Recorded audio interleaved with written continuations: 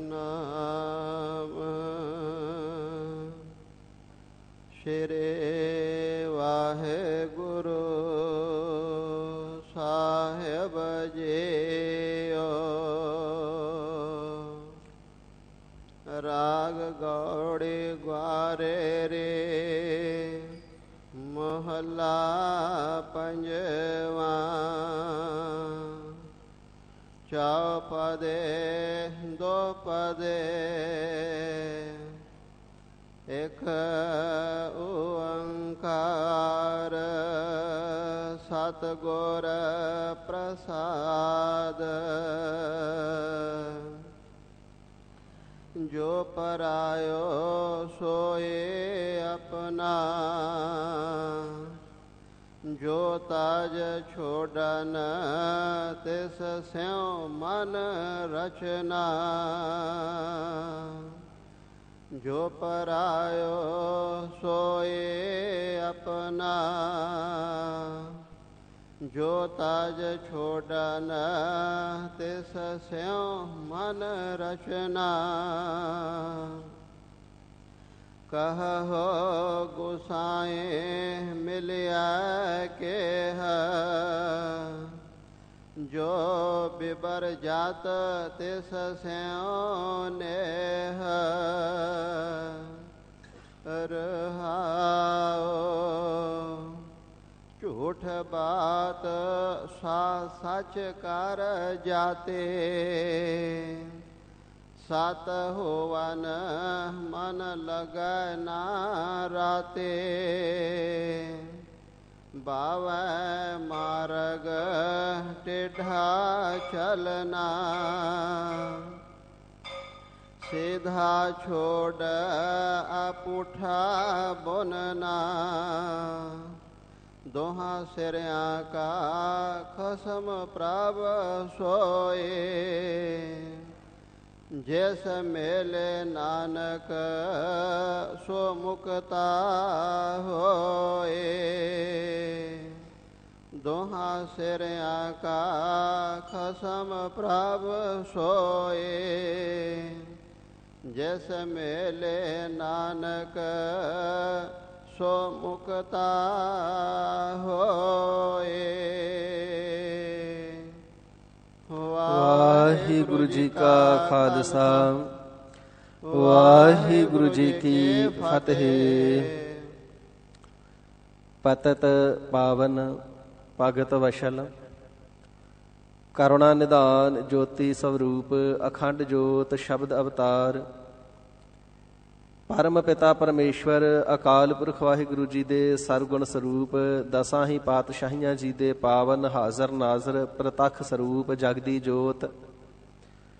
ਗੁਰਤਾ ਗੱਦੀ ਤੇ ਸੁਭਾਇਮਾਨ ਪ੍ਰਗਟ ਗੁਰਾਂ ਕੀ ਦੇਹ। ਰਾਜਾਨ ਰਾਜ ਭਾਨਾਨ ਭਾਨ ਦੇਵਾਨ ਦੇਵ ਉਪਮਾ ਮਹਾਨ। ਸਾਹਿਬ ਸਤਿਗੁਰੂ ਸ੍ਰੀ ਗੁਰੂ ਗ੍ਰੰਥ ਸਾਹਿਬ ਸੱਚੇ ਪਾਤਸ਼ਾਹ ਮਹਾਰਾਜ ਸਾਹਿਬ ਜੀ ਦੀ ਅਪਾਰ ਕਿਰਪਾਲਤਾ ਦਇਆਲਤਾ ਬਖਸ਼ਿਸ਼ ਮਿਹਰ ਦੇ ਸਦਕਾ ਚੋਜੀ ਪ੍ਰੀਤਮ ਕਲਗੀਧਰ ਪਿਤਾ ਪੰਥ ਦੇ ਵਾਲੀ ਅੰਮ੍ਰਿਤ ਕੇ ਦਾਤੇ ਸ਼ਮਸ਼ੀਰ ਬਹਾਦਰ ਨੀਲੇ ਦੇ ਸ਼ਾਹ ਅਸਵਾਰ ਤਖਤਾਂ ਵਾਲੇ ਤਾਜਾਂ ਵਾਲੇ ਫੌਜਾਂ ਵਾਲੇ ਬਾਜਾਂ ਵਾਲੇ ਬਾਦਸ਼ਾਹ ਦਰਵੇਸ਼ ਗੁਰੂ ਗੋਬਿੰਦ ਸਿੰਘ ਸਾਹਿਬ ਸਤਿਗੁਰੂ ਸ੍ਰੀ ਗੁਰੂ ਗੋਬਿੰਦ ਸਿੰਘ ਸਾਹਿਬ ਸੱਚੇ ਪਾਤਸ਼ਾਹ ਮਹਾਰਾਜ ਸਾਹਿਬ ਜੀ ਦੇ ਪਾਵਨ ਦਰਬਾਰ ਤਖਤ ਸੱਚਖੰਡ ਸ੍ਰੀ ਹਜ਼ੂਰ ਸ੍ਰੀ ਅਬਚਲ ਨਗਰ ਸਾਹਿਬ ਜੀ ਦੀ ਹਾਜ਼ਰੀ। ਸਰਬਤ ਮਾਈ ਭਾਈ ਨੂੰ ਸਤਿਗੁਰੂ ਸੱਚੇ ਪਾਤਸ਼ਾਹ ਜੀ ਨੇ ਕਿਰਪਾਲਤਾ ਕਰਕੇ ਬਖਸ਼ਿਸ਼ ਕਰਨਾ ਕੀਤੀ ਹੈ। ਵਡਭਾਗੀ ਜਨਾਂ ਨੇ ਅੰਮ੍ਰਿਤ ਵੇਲੇ ਤੋਂ ਸਤਿਗੁਰਾਂ ਦੇ ਚਰਨਾਂ ਵਿਖੇ ਆ ਕਰਕੇ ਸਤਿਗੁਰੂ ਜੀ ਦੀਆਂ ਮੁਬਾਰਕ ਚਰਨ ਕਮਲਾਂ ਵਿਖੇ ਹਾਜ਼ਰੀਆਂ ਭਰ ਕੇ ਦਰਸ਼ਨ ਦੀਦਾਰ ਕਰਕੇ ਅੰਮ੍ਰਿਤਮਈ ਗੁਰਬਾਣੀ ਨੂੰ ਪੜ੍ਹ ਕਰਕੇ ਸ਼ਰਵਣ ਕਰਕੇ ਗਾਇਨ ਕਰਕੇ ਆਤਮ ਰਸ ਨੂੰ ਮਰਨਾ ਕੀਤਾ ਹੈ। ਸਤਿਗੁਰੂ ਸੱਚੇ ਪਾਤਸ਼ਾਹ ਮਹਾਰਾਜ ਸਾਹਿਬ ਜੀ ਦੇ ਤਖਤ ਸਾਹਿਬ ਜੀ ਦੀ ਮਰਿਆਦਾ ਦੇ ਅਨੁਸਾਰ ਵਕਤ ਹੋਇਆ ਹੈ ਸਤਿਗੁਰੂ ਜੀ ਦੀ ਪਾਵਨ ਅੰਮ੍ਰਿਤਮਈ ਗੁਰਬਾਣੀ ਦੀ ਚੱਲ ਰਹੀ ਲੜੀਵਾਰ ਕਥਾ ਵਿਚਾਰ ਸ਼ਰਵਣ ਕਰਨੇ ਦਾ। ਮਨ ਬਾਣੀ ਸਰੀਰ ਕਰਕੇ ਸਤਿਗੁਰੂ ਜੀ ਨੂੰ ਸਮਰਪਿਤ ਹੁੰਦਿਆਂ ਹੋਇਆਂ ਗੁਰ ਚਰਨਾਂ ਦਾ ਧਿਆਨ ਧਰਦਿਆਂ ਹੋਇਆਂ ਪਾਵਨ ਅੰਮ੍ਰਿਤਮਈ ਗੁਰਬਾਣੀ ਦੀ ਕਥਾ ਵਿਚਾਰ ਸ਼ਰਵਣ ਕਰਨਾ ਕਰੀਏ। ਰਸਨਾ ਦੀ ਪਵਿੱਤਰਤਾ ਤੇ ਹਿਰਦੇ ਦੀ ਇਕਾਗਰਤਾ ਦੇ ਵਾਸਤੇ ਸਹਿਤ ਪਿਆਰ ਦੇ ਬੋਲਣਾ ਕਰੀਏ ਜੀ। ਸਤਿਨਾਮ ਸ੍ਰੀ ਵਾਹਿਗੁਰੂ ਸਾਹਿਬ ਜੀ। ਸਤਿਨਾਮ ਸ੍ਰੀ ਵਾਹਿਗੁਰੂ ਜੀ। ਰਾਗ ਗੌੜੀ ਗੁਆਰੇ ਰੇ ਮਹੱਲਾ ਪੰਜਵਾ। ਚੌਪਦੇ ਦੋਪਦੇ। ਸ਼ਹੀਦਾਂ ਦੇ ਸਿਰਤਾਜ, ਸ਼ਾਂਤੀ ਦੇ ਪੁੰਜ, ਗੁਰਬਾਣੀ ਦੇ ਮੁਜੱਸਮੇ, ਸਰਬਤ ਜੀਆਂ ਦੇ ਤਾਰਨਹਾਰ, ਨੀਵਿਆਂ ਨੂੰ ਉੱਚੇ ਚੁੱਕਣ ਵਾਲੇ, ਅਕਾਲ ਪੁਰਖ ਵਾਹਿਗੁਰੂ ਜੀ ਦੇ ਨਾਮ ਦਾ ਉਪਦੇਸ਼ ਦ੍ਰਿੜ ਕਰਾ ਕਰਕੇ ਜੀਵਨ ਮੁਕਤੀ ਦਾ ਆਨੰਦ ਬਖਸ਼ਣ ਵਾਲੇ ਦਾਤੇ ਸਤਿਗੁਰੂ ਅਰਜਨ ਦੇਵ ਸੱਚੇ ਪਾਤਸ਼ਾਹ ਜੀ ਮਹਾਰਾਜ। ਗੌੜੀ ਰਾਗ ਗੁਆਰੇਰੀ ਇਸ ਦੀ ਜਾਤੀ ਹੈ। ਸੋ ਚੌਪਦੇ ਦੋਪਦੇ ਜਿਹੜਾ ਇੱਥੋਂ ਪਰ ਕਰਨ ਸਾਧ ਸੰਗਤ ਜੀ ਪ੍ਰਾਰੰਭ ਹੋ ਰਿਹਾ, ਇਹ ਜਿਹੜੇ ਸ਼ਬਦ ਹੁਣ ਆਉਣਗੇ ਇਹ ਚੌਪਦੇ, 4-4 ਪੌੜੀਆਂ ਵਾਲੇ ਤੇ ਦੋਪਦੇ, ਦੋ ਪੌੜੀਆਂ ਵਾਲੇ ਆਉਣਗੇ। ਹੁਣ ਇੱਥੋਂ ਚੌਪਦੇ ਅਤੇ ਜਿਹੜੇ ਦੋਪਦੇ ਸ਼ਬਦ ਹਨ ਤਿੰਨਾਂ ਦੀ ਪ੍ਰਾਰੰਭਤਾ ਸਤਿਗੁਰੂ ਜੀ ਕਰ ਰਹੇ ਹਨ ਜੀ। ਇਕ ਓੰਕਾਰ ਸਤਿਗੁਰ ਪ੍ਰਸਾਦ। ਗਰੀਬ ਨਿਵਾਜ ਸੱਚੇ ਪਾਤਸ਼ਾਹ ਜੀ ਮਹਾਰਾਜ ਵਸਤੂ ਨਿਰਦੇਸ਼ਕ ਮੰਗਲ ਕਰਦਿਆਂ ਹੋਇਆਂ ਵਾਹਿਗੁਰੂ ਜੀ ਦਾ ਜਸ ਉਚਾਰਦੇ ਨੇ। ਇੱਕ ਓੰਕਾਰ, ਇੱਕ ਜੋ ਅਦੁੱਤੀ ਬ੍ਰਹਮ ਹੈ, ਸੁਜਾਤੀ ਵਿਜਾਤੀ ਸਵੈਗਤ ਭੇਦ ਤੋਂ ਰਹਿਤ ਹੈ, ਅਖੰਡ ਸਰੂਪ ਹੈ, ਦੁੰਦਵਾਦ ਤੋਂ ਰਹਿਤ ਹੈ, ਇੱਕ ਰਸ ਰਹਿਣੇ ਵਾਲਾ ਹੈ।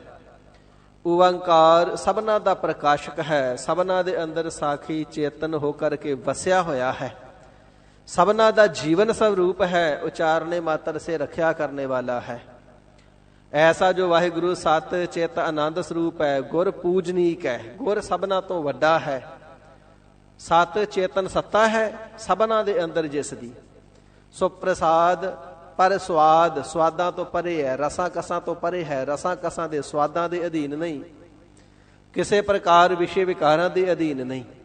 ਕਾਮ ਨਾ ਕ੍ਰੋਧ ਨਾ ਲੋਭ ਨਾ ਮੋਹ ਨਾ ਰੋਗ ਨਾ ਸੋਗ ਨਾ ਭੋਗ ਨਾ ਭੈ ਹੈ, ਐਸਾ ਤਿਸ ਦਾ ਸਰੂਪ ਹੈ। ਸੋ ਐਸਾ ਜੋ ਅਦੁੱਤੀ ਬ੍ਰਹਮ ਹੈ, ਸਭਨਾ ਦਾ ਪ੍ਰਕਾਸ਼ਕ ਹੈ ਜੀ। ਮਿਲਦਾ ਕਿਵੇਂ ਹੈ? ਸਤਿਗੁਰ ਪ੍ਰਸਾਦ, ਪੂਰੇ ਸਤਿਗੁਰੂ ਜੀ ਦੀ ਕਿਰਪਾ ਦੇ ਨਾਲ, ਕਿਰਪਾ ਦੇ ਰਾਹੀਂ, ਕਿਰਪਾ ਦੇ ਦੁਆਰਾ ਪ੍ਰਾਪਤ ਹੁੰਦਾ ਹੈ, ਹਾਸਲ ਹੁੰਦਾ ਹੈ, ਤਿਸ ਦਾ ਮਿਲਾਪ ਹੁੰਦਾ ਹੈ ਜੀ। ਜੋ ਪਰਾਇਓ ਸੋਏ ਆਪਣਾ। ਗਰੀਬ ਨਿਵਾਜ ਸਤਿਗੁਰੂ ਜੀ ਦੇ ਪਾਸ ਗੁਰਸਿੱਖਾਂ ਨੇ ਬੇਨਤੀ ਕੀਤੀ ਹੈ, ਸੱਚੇ ਪਾਤਸ਼ਾਹ ਭਗਤੀ ਰੂਪੀ ਮਾਰਗ ਦੇ ਉੱਪਰ ਤੁਰਨੇ ਦਾ ਯਤਨ ਪਏ ਕਰਦੇ ਆ, ਪਰ ਜਿਵੇਂ ਵੱਡਿਆਂ ਸਤਿਗੁਰਾਂ ਦੇ ਸ੍ਰੀ ਕੰਠ ਚੋਂ ਉਚਾਰਨ ਕੀਤੇ ਹੋਏ, ਜ਼ੁਬਾਨੇ ਪਾਕ ਚੋਂ ਉਚਾਰਨ ਕੀਤੇ ਹੋਏ 7 ਬਚਨ ਨੇ ਨਾ, ਭਗਤਾਂ ਕੀ ਚਾਲ ਨਿਰਾਲੀ, ਚਾਲਾ ਨਿਰਾਲੀ ਭਗਤਾ ਹਕੇਰੀ, ਬਿਖਮ ਮਾਰਗ ਚੱਲਣਾ। ਬਿਖਮ ਤੋਂ ਭਾਵ ਹੈ ਦੁਸਤਰ, ਅਤਿਅੰਤ ਕਠਨ, ਜਿਸ ਦੇ ਵਿੱਚ ਬਹੁਤ ਜ਼ਿਆਦਾ ਔਖਿਆਈ ਹੋਵੇ, ਜਿਹੜਾ ਕੰਮ ਸੁਖੈਨ ਨਾ ਹੋਵੇ, ਸਰਲ ਨਾ ਹੋਵੇ, ਸੌਖੇ ਤਰੀਕੇ ਦੇ ਨਾਲ ਨਾ ਹੋਣ ਵਾਲਾ ਹੋਵੇ, ਤਿਸ ਨੂੰ ਕਿਹਾ ਜਾਂਦਾ ਬਿਖਮ, ਭਾਵ ਕਠਨ, ਔਖਾ, ਦੁਸਤਰ। ਜਿਹੜਾ ਭਗਤੀ ਰੂਪੀ ਮਾਰਗ ਤੇ ਚੱਲਣਾ ਹੈ ਮਹਾਰਾਜ, ਬੜਾ ਔਖਾ ਹੈ, ਬੜਾ ਕਠਨ ਹੈ। ਲੱਭ ਲੋਭ ਅਹੰਕਾਰ ਤਜ ਤ੍ਰਿਸ਼ਨਾ, ਸਾਰੇ ਵਿਕਾਰਾਂ ਨੂੰ ਛੱਡਣਾ ਪੈਂਦਾ, ਬਹੁਤ ਨਾ ਹੀ ਬੋਲਣਾ, ਜ਼ੁਬਾਨ ਤੇ ਬੜਾ ਸੰਜਮ ਰੱਖਣਾ ਪੈਂਦਾ। ਵਾਹਿਗੁਰੂ ਜੀ ਨੇ ਕੰਨ 2 ਦਿੱਤੇ ਨੇ, ਸੁਣੋ ਜ਼ਿਆਦਾ, ਜ਼ੁਬਾਨ ਇੱਕ ਦਿੱਤੀ ਏ, ਜਿਤਨਾ ਸੁਣਿਆ ਉਸ ਨੂੰ ਵਿਚਾਰ ਕੇ ਫਿਰ ਪਹਿਲਾਂ ਤੋਲੋ ਤੇ ਫਿਰ ਬੋਲੋ। ਕਹਿਣ ਤੋਂ ਭਾਵ ਬੋਲਣਾ ਬੜਾ ਥੋੜਾ ਹੈ, ਸੰਜਮ ਦੇ ਨਾਲ ਬੋਲਣਾ ਹੈ, ਸੁਣਨਾ ਜ਼ਿਆਦਾ ਹੈ, ਬੋਲਣਾ ਥੋੜਾ ਹੈ। ਖੰਨਿਓ ਤਿੱਖੀ ਵਾਲੋ ਨਿੱਕੀ ਏਤ ਮਾਰਗ ਜਾਣਾ। ਸੱਚੇ ਪਾਤਸ਼ਾਹ ਇਹ ਜਿਹੜੀ ਪ੍ਰੇਮਾ ਭਗਤੀ ਦੀ ਗਲੀ ਏ, ਪ੍ਰੇਮਾ ਭਗਤੀ ਦਾ ਮਾਰਗ ਹੈ ਨਾ, ਇਹ ਮਾਰਗ ਖੰਡੇ ਤੋਂ ਤਿੱਖਾ ਤੇ ਵਾਲ ਤੋਂ ਬਾਰੀਕ ਹੈ, ਇਸ ਦੇ ਉੱਪਰ ਚੱਲਣਾ ਅਤਿਅੰਤ ਦੁਸਤਰ ਹੈ, ਬੜਾ ਕਠਨ ਹੈ ਮਹਾਰਾਜ, ਨਹੀਂ ਤੁਰਿਆ ਜਾਂਦਾ। ਸੱਚੇ ਪਾਤਸ਼ਾਹ ਸਾਡਾ ਮਨ ਐਸਾ ਅਵੈੜ ਹੈ, ਐਸਾ ਅਮੋੜ ਹੈ, ਜਿਵੇਂ ਘੋੜੀ ਮੂੰਹ ਜੂਰ ਹੋ ਜਾਵੇ ਤੇ ਅਸਵਾਰ ਨੂੰ ਲੈ ਕਰਕੇ ਜਿੱਧਰ ਨੂੰ ਚਿੱਤ ਚਾਹੇ ਦੌੜ ਜਾਂਦੀ, ਅਸਵਾਰ ਦੀ ਪੇਸ਼ ਚੱਲਦੀ ਨਹੀਂ। ਮਹਾਰਾਜ ਇਹ ਜਿਹੜਾ ਮਨ ਹੈ ਨਾ ਅਵੈੜ ਘੋੜੀ ਵਰਗਾ ਹੈ, ਅਵੈੜ ਵੈੜ ਕੇ ਸਾਨ ਵਰਗਾ ਹੈ। ਸਾਨ ਭੂਤਰ ਜਾਵੇ ਮਛਰ ਜਾਵੇ ਵਸ ਨਹੀਂ ਨਾ ਆਉਂਦਾ। ਇਹ ਜਿਹੜਾ ਮਨ ਹੈ ਮਸਤ ਮਸਤਾਨੇ ਪਾਗਲ ਹਾਥੀ ਵਰਗਾ ਹੈ, ਹਾਥੀ ਪਾਗਲ ਹੋ ਜਾਵੇ ਵਸ ਨਹੀਂ ਨਾ ਆਉਂਦਾ।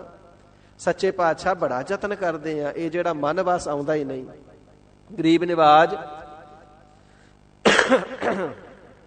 ਪ੍ਰੇਮਾ ਭਗਤੀ ਦੇ ਰਸਤੇ ਦੇ ਉੱਪਰ ਚੱਲਣ ਦਾ ਯਤਨ ਬੜਾ ਕਰਦੇ ਆ, ਪਰ ਸੱਚੇ ਪਾਤਸ਼ਾਹ ਇਹ ਜਿਹੜਾ ਟੇਢਾ ਮਨ ਹੈ ਸਦਾ ਟੇਢੇ ਪਾਸੇ ਹੀ ਜਾਂਦਾ ਹੈ, ਪ੍ਰੇਮਾ ਭਗਤੀ ਦੇ ਮਾਰਗ ਦੇ ਉੱਪਰ ਨਹੀਂ ਚੱਲਦਾ ਹੈ। ਕਿਰਪਾਲਤਾ ਕਰਕੇ ਐਸਾ ਸਤ ਦਾ ਉਪਦੇਸ਼ ਬਖਸ਼ੋ ਜਿਸ ਨੂੰ ਸ਼ਰਵਣ ਕਰਕੇ ਟੇਢੇ ਚੱਲਣ ਵਾਲੇ ਮਨ ਨੂੰ ਸਿੱਖਿਆ ਮਿਲੇ, ਇਹ ਸਿੱਧਾ ਹੋ ਜਾਵੇ ਤੇ ਪ੍ਰੇਮਾ ਭਗਤੀ ਦੇ ਮਾਰਗ ਉੱਪਰ ਚੱਲਣਾ ਕਰੇ। ਜਗਿਆਸੂ ਜਨਾਂ ਦੀ ਬੇਨਤੀ ਨੂੰ ਸਰਵਣ ਕਰਕੇ ਗਰੀਬ ਨਿਵਾਜ ਸਤਿਗੁਰੂ ਜੀ ਉਪਦੇਸ਼ ਬਖਸ਼ਦੇ ਹਨ ਜੀ।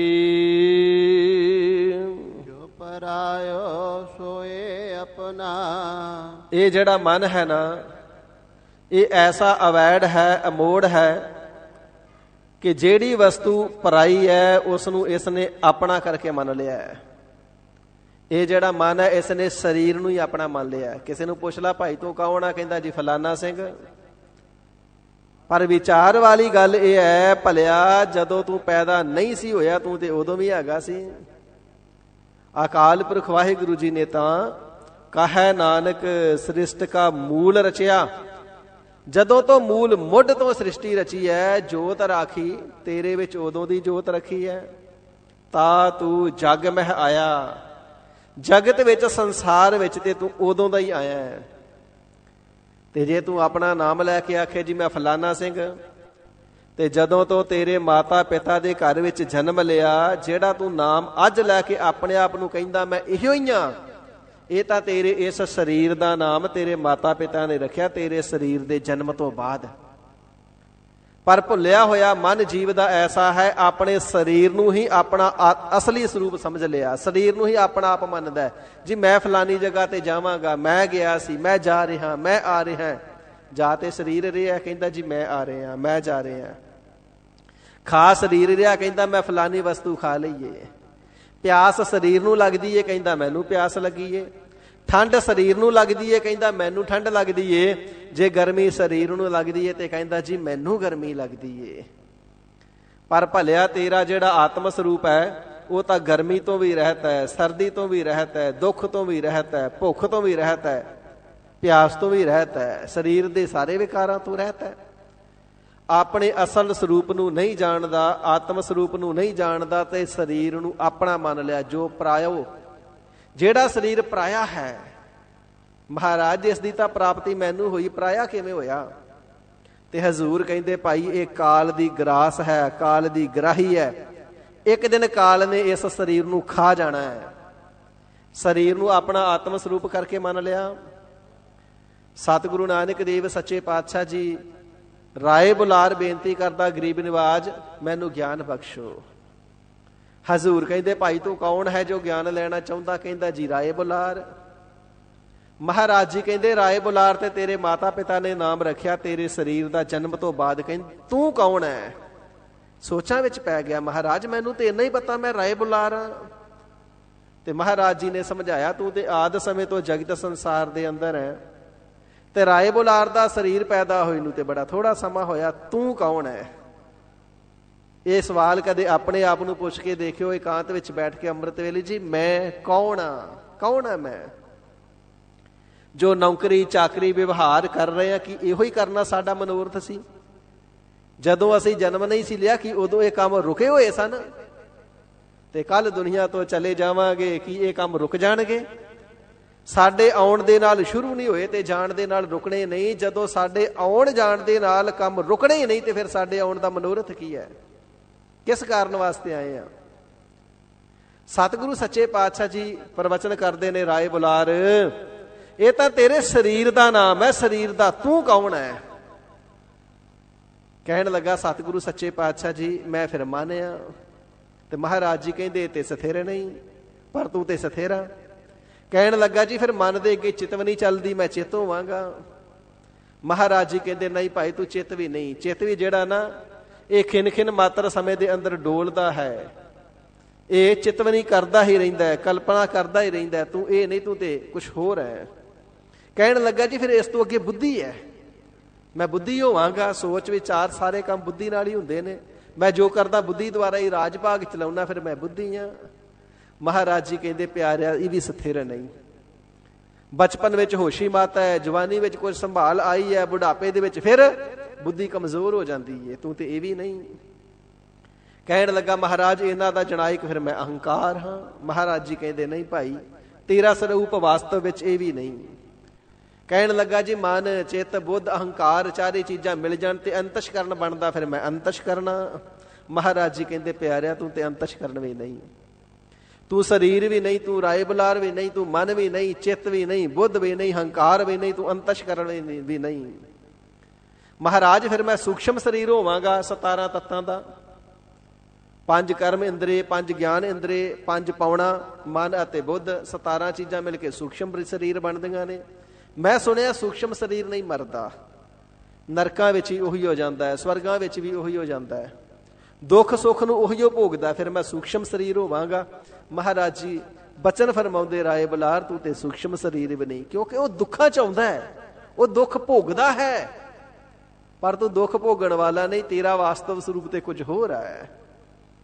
ਕਹਿਣ ਲੱਗਾ ਜੀ ਫਿਰ ਮੈਂ ਕਾਰਨ ਸਰੀਰ ਹੋਵਾਂਗਾ। 3 ਸਰੀਰ ਨੇ ਨਾ, ਸਥੂਲ ਇਹ ਜਿਹੜਾ 5 ਤੱਤਾਂ ਦਾ, ਸੂਖਸ਼ਮ 17 ਤੱਤਾਂ ਦਾ, ਤੇ ਜਿਹੜਾ ਕਾਰਨ ਸਰੀਰ ਹੈ ਉਹ ਅਵਿਦਿਆ ਤੇ ਅਗਿਆਨ ਦਾ ਹੁੰਦਾ ਹੈ। ਮਹਾਰਾਜ ਜੀ ਫਿਰ ਮੈਂ ਤੀਸਰਾ ਸਰੀਰ ਕਾਰਨ ਸਰੀਰ ਹਾਂ। ਤੇ ਹਜ਼ੂਰ ਫਰਮਾਉਂਦੇ ਭਾਈ ਉਹ ਤੇ ਜਦੋਂ ਗਿਆਨ ਆਉਂਦਾ ਤੇ ਅਭਾਵ ਹੋ ਜਾਂਦਾ, ਉਹ ਵੀ ਮਿਟ ਜਾਂਦਾ। ਇਸ ਕਰਕੇ ਤੂੰ ਮਿਟਣ ਵਾਲੀ ਵਸਤੂ ਨਹੀਂ, ਤੂੰ ਕੌਣ ਹੈ? ਹਜ਼ੂਰ ਦੇ ਚਰਨਾਂ ਦੇ ਉੱਪਰ ਮਸਤਕ ਰੱਖ ਦਿੱਤਾ ਸੱਚੇ ਪਾਤਸ਼ਾਹ। ਫਿਰ ਮੈਨੂੰ ਨਹੀਂ ਪਤਾ ਮੈਂ ਕੌਣ ਆ, ਕਿਰਪਾ ਕਰਕੇ ਆਪ ਜੀ ਜਣਾਓ ਮੈਂ ਕੌਣ ਆ। ਤੇ ਹਜ਼ੂਰ ਫਰਮਾਵਣਾ ਕਰਦੇ ਨੇ ਭਾਈ ਤੂੰ ਸੱਚ ਦਾ ਆਨੰਦ ਹੈ, ਸੱਚ ਦਾ ਆਨੰਦ। ਪਾਤਸ਼ਾਹ ਮੈਂ ਤੇ ਕਦੇ ਸੁਣਿਆ ਹੀ ਨਹੀਂ ਕਿ ਮੈਂ ਸੱਚ ਦਾ ਆਨੰਦ ਹਾਂ, ਮੈਨੂੰ ਤੇ ਪਤਾ ਹੀ ਨਹੀਂ ਕਿ ਮੈਂ ਸੱਚ ਦਾ ਆਨੰਦ ਹਾਂ। ਹਜ਼ੂਰ ਕਿਰਪਾਲਤਾ ਕਰਕੇ ਦੱਸੋ ਇਹ ਸੱਚ ਦਾ ਆਨੰਦ ਕਿਸ ਵਸਤੂ ਦਾ ਨਾਮ ਹੈ, ਮੈਂ ਕੀ ਵਸਤੂ ਹਾਂ? ਤੇ ਹਜ਼ੂਰ ਫਰਮਾਵਣਾ ਕਰਦੇ ਨੇ ਸੱਚ ਦਾ ਆਨੰਦ ਸਤ ਚਿੱਤ ਆਨੰਦ, ਜੋ ਸਦੀਵ ਸੱਚ ਹੈ, ਕਦੇ ਮਰਦਾ ਨਹੀਂ। ਚਿੱਤ ਚੇਤਨਤਾਈ ਦੇ ਸਹਿਤ ਆ, ਕਦੇ ਅਚੇਤ ਨਹੀਂ ਹੁੰਦਾ। ਮਨ ਵੀ ਅਚੇਤ ਹੋ ਜਾਂਦਾ ਹੈ, ਸਰੀਰ ਵੀ ਅਚੇਤ ਹੋ ਜਾਂਦਾ ਹੈ, ਸੁੱਤਾ ਪਿਆ ਸਰੀਰ ਅਚੇਤ ਹੈ, ਡਾਕਟਰ ਨੇ ਟੀਕਾ ਲਾ ਕੇ ਬੇਹੋਸ਼ ਕਰ ਦਿੱਤਾ, ਅਚੇਤ ਹੈ। ਪਰ ਤੂੰ ਤੇ ਚੇਤਨਤਾਈ ਦੇ ਸਹਿਤ ਹੈ, ਚੇਤਨਤਾਈ ਤੋਂ ਰਹਿਤ ਨਹੀਂ, ਸਦਾ ਹੀ ਚੇਤਨ ਸਰੂਪ ਮਨ ਚਿੱਤ। ਇਸੇ ਪ੍ਰਕਾਰ ਹਜ਼ੂਰ ਫਰਮਾਵਣਾ ਕਰਦੇ ਇਹਨਾਂ ਤੋਂ ਪਰ ਸਤ ਚਿੱਤ, ਸਤ ਸਰੂਪ ਹੈ, ਚੇਤਨਤਾਈ ਦੇ ਸਹਿਤ ਹੈ ਤੇ ਆਨੰਦ ਸਰੂਪ ਹੈ। ਸਰੀਰ ਮਰ ਜਾਵੇ, ਸਰੀਰ ਸੜ ਜਾਵੇ, ਸਰੀਰ ਕਬਰ ਚ ਪੈ ਜਾਵੇ, ਸਰੀਰ ਰੁੜ ਜਾਵੇ, ਪਰ ਉਹ ਜਿਹੜਾ ਸਰੂਪ ਹੈ ਉਸ ਨੂੰ ਦੁੱਖ ਨਹੀਂ ਲੱਗਦਾ, ਉਹ ਹੈ ਆਨੰਦ ਸਰੂਪ। ਮਹਾਰਾਜ ਇਹ ਸੱਚ ਦਾ ਆਨੰਦ ਕੀ ਹੈ, ਸਤ ਚਿੱਤ ਆਨੰਦ ਕੀ ਹੈ? ਤੇ ਹਜ਼ੂਰ ਫਰਮਾਉਂਦੇ ਪਿਆਰਿਆ ਉਹ ਆਤਮਾ ਹੈ। ਆਤਮਾ, ਤੂੰ ਆਤਮਾ ਹੈ, ਤੇਰਾ ਵਾਸਤਵ ਸਰੂਪ ਆਤਮਾ ਹੈ। ਹਜ਼ੂਰ ਪਾਤਸ਼ਾਹ ਮੈਨੂੰ ਤੇ ਇਸ ਗੱਲ ਦਾ ਪਤਾ ਹੀ ਨਹੀਂ ਸੀ ਕਿ ਮੈਂ ਆਤਮਾ ਹਾਂ। ਜਿਸ ਨੂੰ ਆਪ ਜੀ ਸਤ ਚਿੱਤ ਆਨੰਦ ਸਰੂਪ ਪਏ ਕਥਨ ਕਰਦੇ ਹੋ, ਫਰਮਾ ਕਰਕੇ ਸ਼੍ਰੀ ਕੰਠ ਚੋਂ ਮਹਾਰਾਜ ਜਿਸ ਨੂੰ ਸਤ ਚਿੱਤ ਆਨੰਦ ਪਏ ਫਰਮਾਉਂਦੇ ਹੋ, ਉਹ ਸਰੂਪ ਕੀ ਹੈ? ਤੇ ਹਜ਼ੂਰ ਫਰਮਾਉਂਦੇ ਨੇ ਰਾਏ ਬੁਲਾਰ ਨਾ ਉਹ ਜੰਮਦਾ ਹੈ ਨਾ ਉਹ ਮਰਦਾ ਹੈ। ਪਾਤਸ਼ਾਹ ਜੇ ਉਹ ਜੰਮਦਾ ਹੀ ਨਹੀਂ ਤੇ ਫਿਰ ਉਹ ਮੇਰਾ ਸਰੂਪ ਕਿਵੇਂ? ਮੈਂ ਤੇ ਕਦੇ ਉਤਪੰਨ ਹੋਇਆ ਹੋਵਾਂਗਾ ਨਾ, ਕਦੇ ਤਾਂ ਉਤਪੰਨ ਹੋਇਆ ਹੀ ਹੋਵਾਂਗਾ, ਤੇ ਜੇ ਜੰਮਿਆ ਨਹੀਂ ਤੇ ਉਹ ਆਤਮਾ ਸਰੂਪ ਆਇਆ ਕਿੱਥੋਂ? ਤੇ ਹਜ਼ੂਰ ਫਰਮਾਵਣਾ ਕਰਦੇ ਨੇ ਜਿਸ ਵੇਲੇ ਅਕਾਲ ਪੁਰਖ ਵਾਹਿਗੁਰੂ ਜੀ ਨੇ ਫੁਰਨਾ ਕੀਤਾ ਮੈਂ ਇੱਕ ਤੋਂ ਅਨੇਕ ਰੂਪ ਹੋ ਜਾਵਾਂ, ਅਨੰਤ ਰੂਪ ਹੋ ਜਾਵਾਂ, ਬੇਅੰਤ ਜੀਵ ਫੁਰਨੇ ਮਾਤਰ ਦੇ ਨਾਲ ਵਾਹਿਗੁਰੂ ਜੀ ਦੇ ਵਿੱਚੋਂ ਪ੍ਰਗਟ ਹੋ ਗਏ ਜੋ ਆਤਮ ਸਰੂਪ ਨੇ। ਫਿਰ ਉਹਨਾਂ ਆਤਮਾਵਾਂ ਦੇ ਅੱਗੇ ਬਸਤਰ ਪਹਿਨ ਲਏ, ਕੱਪੜੇ ਪਹਿਨ ਲਏ। ਜੀ ਕਿਹੜੇ ਬਸਤਰ ਪਹਿਨੇ ਨੇ? ਸਰੀਰ ਰੂਪੀ। ਜਿਵੇਂ ਜਿਹੜਾ ਸਰੀਰ ਹੈ ਇਹ ਸੂਤ ਇਤਿਆਦਿਕ ਦੇ ਕੱਪੜੇ ਪਹਿਨਦਾ ਹੈ, ਜਿਹੜਾ ਆਤਮਾ ਹੈ ਉਹ ਸਰੀਰਾਂ ਰੂਪੀ ਕੱਪੜੇ ਪਹਿਨਦਾ ਹੈ। ਉਸ ਆਤਮਾ ਨੇ ਰਾਏ ਬੁਲਾਰ ਤੇਰਾ ਸਰੀਰ ਰੂਪੀ ਚੋਲਾ ਜਾਮਾ ਧਾਰਨ ਕੀਤਾ, ਇਹ ਕੱਪੜੇ ਧਾਰੇ ਨੇ। ਇਸ ਤੋਂ ਪਹਿਲਾਂ ਪਤਾ ਨਹੀਂ ਕਿੰਨੇ ਕੱਪੜੇ ਪਹਿਨੇ, ਕਿੰਨੇ ਜਾਮੇ ਧਾਰਨ ਕੀਤੇ, ਤੇ ਹੁਣ ਆ ਕਰਕੇ ਮਨੁੱਖਾ ਦੇਹੀ ਤੈਨੂੰ ਪ੍ਰਾਪਤ ਹੋਈ ਹੈ। ਤੇਰਾ ਆਤਮ ਸਰੂਪ ਨਾ ਤੇ ਪਹਿਲੇ ਜਾਮੇ ਸੀ ਨਾ ਮਨੁੱਖਾ ਦੇਹੀ ਹੈ, ਆਤਮ ਸਰੂਪ ਹੀ ਤੇਰਾ ਵਾਸਤਵ ਸਰੂਪ ਹੈ, ਉਹੀ ਅਸਲੀ ਸਰੂਪ ਹੈ। ਉਹ ਸਦਾ ਸੁਖ ਸਰੂਪ ਹੈ, ਨਾ ਜੰਮਦਾ ਹੈ ਨਾ ਮਰਦਾ ਹੈ। ਨਾ ਤਿਸ ਨੂੰ ਭੁੱਖ ਹੈ, ਨਾ ਤਿਸ ਨੂੰ ਪਿਆਸ ਹੈ, ਨਾ ਤਿਸ ਨੂੰ ਕਿਸੇ ਪ੍ਰਕਾਰ ਦੀ ਬਿਪਤਾ ਹੈ, ਨਾ ਪੀੜਾ ਹੈ, ਨਾ ਪਿਆਸਾ ਹੈ। ਉਹ ਤੇ ਸਦੀਵ ਕਾਲ ਸ਼ਾਂਤ ਹੈ, ਆਨੰਦ ਹੈ, ਸਤ ਸਰੂਪ ਹੈ, ਚੇਤਨ ਸਰੂਪ ਹੈ, ਆਨੰਦ ਸਰੂਪ ਹੈ। ਉਹ ਸੱਚ ਦਾ ਆਨੰਦ ਹੀ ਤੇਰਾ ਆਤਮ ਸਰੂਪ ਹੈ। ਤੇ ਹਜ਼ੂਰ ਪਾਤਸ਼ਾਹ ਜੀ ਨੇ ਨਾਨਕ ਨਦਰੀ ਨਦਰ ਨਿਹਾਲ ਅੰਮ੍ਰਿਤ ਦ੍ਰਿਸ਼ਟੀ ਐਸੀ ਤਿਸ ਦੇ ਸਰੀਰ ਦੇ ਉੱਪਰ ਪਾਈ, ਤਿਸ ਨੂੰ ਵਿਦੇਹ ਮੁਕਤ ਕਰ ਦਿੱਤਾ। ਆਤਮ ਸਰੂਪ ਸੁਣਾਇਆ ਹੀ ਨਹੀਂ, ਜਣਾ ਦਿੱਤਾ, ਪ੍ਰਾਪਤੀ ਕਰਾ ਦਿੱਤੀ। ਹਜ਼ੂਰ ਫਰਮਾਉਂਦੇ ਨੇ ਜੀਵ ਦਾ ਆਪਣਾ ਵਾਸਤਵ ਸਰੂਪ ਹੈ ਆਤਮ ਸਰੂਪ। ਇਹ ਜਿਹੜਾ ਸਰੀਰ ਆ ਇਹ ਤੇ ਕਾਲ ਦੀ ਬੁਰਕੀ ਹੈ, ਕਾਲ ਅੱਜ ਖਾ ਲਏ ਜਾਂ ਕੱਲ ਖਾ ਲਏ। ਜਦੋਂ ਵਾਹਿਗੁਰੂ ਜੀ ਦਾ ਹੁਕਮ ਹੋ ਗਿਆ ਉਸਨੇ ਸਰੀਰ ਨੂੰ ਆਪਣਾ ਗ੍ਰਾਸ ਬਣਾ ਹੀ ਲੈਣਾ ਹੈ। ਪਰ ਇਹ ਜਿਹੜਾ ਜੀਵ ਐਸਾ ਹੈ ਜਿਹੜਾ ਤੇ ਸਰੀਰ ਪਰਾਇਆ ਹੈ, ਉਸ ਨੂੰ ਇਸਨੇ ਆਪਣਾ ਕਰਕੇ ਮੰਨ ਲਿਆ ਕਿ ਮੇਰਾ ਸਰੀਰ ਹੈ, ਤੇ ਆਪਣਾ ਵਾਸਤਵ ਸਰੂਪ ਹੀ ਮੰਨ ਲਿਆ ਕਿ ਮੈਂ ਹੀ ਸਰੀਰ ਹਾਂ। ਜੋ ਤਾਜ ਛੋੜਨ ਤਿਸ ਸਿਉ ਮਨ ਰਚਨਾ। ਜਿਹੜੇ ਸਰੀਰ ਨੂੰ ਇੱਕ ਦਿਨ ਛੱਡ ਜਾਣਾ ਹੈ, ਤਿਆਗ ਦੇਣਾ ਹੈ, ਸਰੀਰ ਦਾ ਅਭਾਵ ਹੋ ਜਾਣਾ ਹੈ, ਤੇ ਇਸ ਸਿਉ ਮਨ ਰਚਨਾ, ਉਸ ਦੇ ਨਾਲ ਇਸ ਦਾ ਜਿਹੜਾ ਮਨ ਹੈ ਰਚਨਾ ਰਚਿਆ ਮਿਚਿਆ ਹੋਇਆ ਹੈ, ਤਦਾਕਾਰ ਘੁਲ ਮਿਲ ਰਿਹਾ ਹੈ। ਜੋ ਤਜ ਛੋਡਨ, ਜਿਸ ਸਰੀਰ ਨੂੰ ਇਸਨੇ ਛੱਡ ਜਾਣਾ ਹੈ, ਇੱਕ ਤੇ ਉਸ ਦੇ ਨਾਲ ਰਚਿਆ ਮਿਚਿਆ ਹੋਇਆ ਹੈ, ਤੇ ਛੋਡਨ ਜਿੰਨਾ ਪਦਾਰਥਾਂ ਨੇ ਇਹਨੂੰ ਛੱਡ ਜਾਣਾ ਉਹਨਾਂ ਦੇ ਨਾਲ ਰਚਿਆ ਮਿਚਿਆ ਹੈ। ਸਰੀਰ ਨੂੰ ਵੀ ਪ੍ਰਾਣੀ ਨੇ ਇੱਕ ਦਿਨ ਛੱਡ ਜਾਣਾ ਹੈ ਤੇ ਇਹਨਾਂ ਪਦਾਰਥਾਂ ਨੂੰ ਵੀ ਛੱਡ ਜਾਣਾ ਹੈ। ਤਜ ਛੋਡਨ ਦੋਵੇਂ ਸ਼ਬਦ ਸਤਿਗੁਰੂ ਜੀ ਨੇ ਇਸਤੇਮਾਲ ਕੀਤੇ ਨੇ। ਜੇ ਜੀਵ ਪਹਿਲਾਂ ਮਰ ਗਿਆ ਤੇ ਸੰਬੰਧੀਆਂ ਨੂੰ ਤੇ ਪਦਾਰਥਾਂ ਨੂੰ ਜੀਵ ਨੇ ਤਜ ਛੱਡ ਕਰਕੇ ਚਲਿਆ ਜਾਣਾ ਹੈ, ਤੇ ਜੇ ਸੰਬੰਧੀ ਪਹਿਲਾਂ ਚਲੇ ਗਏ ਤੇ ਛੋਡਨ ਸੰਬੰਧੀਆਂ ਨੇ ਛੱਡ ਕੇ ਚਲਿਆ ਜਾਣਾ ਹੈ। ਮਾਇਆ ਕਿਸੇ ਤਰੀਕੇ ਦੇ ਨਾਲ ਇਸ ਦੇ ਪਾਸੋਂ ਛੋਡਨ ਇਸ ਨੂੰ ਛੱਡ ਕੇ ਚਲੀ ਜਾਵੇਗੀ। ਉਹ ਚਾਹੇ ਬਿਜ਼ਨਸ ਵਪਾਰ ਕਰਦਿਆਂ ਆਪਣੇ ਹੱਥੀਂ ਕਿਸੇ ਨੂੰ ਸੌਂਪ ਦੇਵੇ, ਜਾਂ ਲੀਡਰਾਂ ਦੇ ਵਾਂਗੂ ਸਵਿਸ ਬੈਂਕ ਦੇ ਵਿੱਚ ਰੱਖ ਦੇਣ ਤੇ ਆਪ ਮਰ ਜਾਂਦੇ ਨੇ ਤੇ ਕੋਡ ਕਿਸੇ ਨੂੰ ਪਤਾ ਨਹੀਂ ਹੁੰਦਾ, ਉੱਥੇ ਹੀ ਰਹਿ ਜਾਂਦੀ ਏ। ਮਾਇਆ ਵੀ ਛੱਡ ਜਾਂਦੀ ਏ, ਜਾਂ ਤੇ ਜੀਵ ਛੱਡ ਜਾਂਦਾ ਜਾਂ ਮਾਇਆ ਛੱਡ ਜਾਂਦੀ ਏ। ਜਿਨ੍ਹਾਂ ਪਦਾਰਥਾਂ ਨੂੰ ਤੇ ਸੰਬੰਧੀਆਂ ਨੂੰ ਜੀਵ ਨੇ ਛੱਡ ਜਾਣਾ, ਜਿਨ੍ਹਾਂ ਪਦਾਰਥਾਂ ਨੇ ਤੇ ਸੰਬੰਧੀਆਂ ਨੇ ਜੀਵ ਨੂੰ ਛੱਡ ਜਾਣਾ, ਉਹਨਾਂ ਦੇ ਨਾਲ ਹੀ ਮਨ ਰਚ ਮਿਚ ਰਿਹਾ ਹੈ, ਤਦਾਕਾਰ ਹੋ ਰਿਹਾ, ਪ੍ਰਵਿਰਤ ਹੋ ਰਿਹਾ, ਤਿੰਨਾਂ ਦੇ ਵਿੱਚ ਹੀ ਸਮਾ ਰਿਹਾ ਹੈ। ਕਹੋ ਗੁਸਾਏ ਮਿਲਿਆ ਕਿਹਾ। ਇਸ ਵਿਧੀ ਦੇ ਨਾਲ, ਇਸ ਤਰੀਕੇ ਦੇ ਨਾਲ ਪਿਆਰਿਓ ਕਹਿਣਾ ਕਹੋ ਖਾਂ, ਜਿਹੜਾ ਗੁਸਾਈ, ਗੋ ਨਾਮ ਪ੍ਰਿਥਵੀ ਦਾ, ਸਾਈ ਨਾਮ ਮਾਲਕ ਦਾ, ਜੋ ਪੂਰੀ ਪ੍ਰਿਥਵੀ ਦਾ, ਪੂਰੀਆਂ ਪ੍ਰਿਥਵੀਆਂ ਦਾ, ਖੰਡਾਂ ਬ੍ਰਹਮੰਡਾਂ ਦਾ ਮਾਲਕ ਹਰੀ ਅਕਾਲ ਪੁਰਖ ਵਾਹਿਗੁਰੂ ਹੈ ਨਾ, ਇਸ ਪ੍ਰਕਾਰ ਕਿਵੇਂ ਮਿਲ ਸਕਦਾ ਹੈ? ਜਿਸ ਦੇ ਨਾਮ ਦਾ ਕਦੇ ਚਿੰਤਨ ਹੀ ਨਹੀਂ ਕੀਤਾ, ਜਿਸ ਨੂੰ ਚਿੱਤ ਦੇ ਵਿੱਚ ਵਸਾਇਆ ਹੀ ਨਹੀਂ, ਜਿਸ ਦੀ ਕਿਰਤੱਗਿਆਤਾ ਨੂੰ ਕਦੇ ਜਾਣਿਆ ਹੀ ਨਹੀਂ, ਜਿਸ ਦੇ ਪਰਉਪਕਾਰਾਂ ਨੂੰ ਕਦੇ ਜਾਣਿਆ ਹੀ ਨਹੀਂ, ਜਿਸ ਦੀ ਵਡਿਆਈ ਨੂੰ ਕਦੇ ਗਾਵਿਆ ਹੀ ਨਹੀਂ। ਕਹਿਣਾ ਕਹੋ ਖਾਂ ਪਿਆਰਿਓ, ਐਵੇਂ ਮਾਇਆ ਦੇ ਵਿੱਚ, ਜੜ ਮਾਇਆ ਦੇ ਵਿੱਚ, ਚੇਤਨ ਮਾਇਆ ਦੇ ਵਿੱਚ ਤਦਾਕਾਰ ਹੋ ਕਰਕੇ ਤੇ ਇਸ ਵਾਹਿਗੁਰੂ ਨੂੰ ਕਿਵੇਂ ਮਿਲਿਆ ਜਾ ਸਕਦਾ ਹੈ? ਭਾਵ ਨਹੀਂ ਮਿਲਿਆ ਜਾ ਸਕਦਾ। ਜੋ ਬਿਵਰਜਤ ਤਿਸ ਸਿਉ ਨੇਹ। ਜੋ ਬਿਵਰਜਤ, ਬਿਵਰਜਤ ਪਾਠ ਇਕੱਠਾ ਹੈ, ਪਰ ਪੜ੍ਹਨ ਸਮੇਂ ਇਸ ਨੂੰ ਪੜ੍ਹਿਆ ਜਾਵੇਗਾ ਬਿਵਰਜਤ, ਬੱਬੇ ਸਿਹਾਰੀ ਥੋੜੀ ਜੀ ਡੈਸ਼, ਬਿਵਰਜਤ।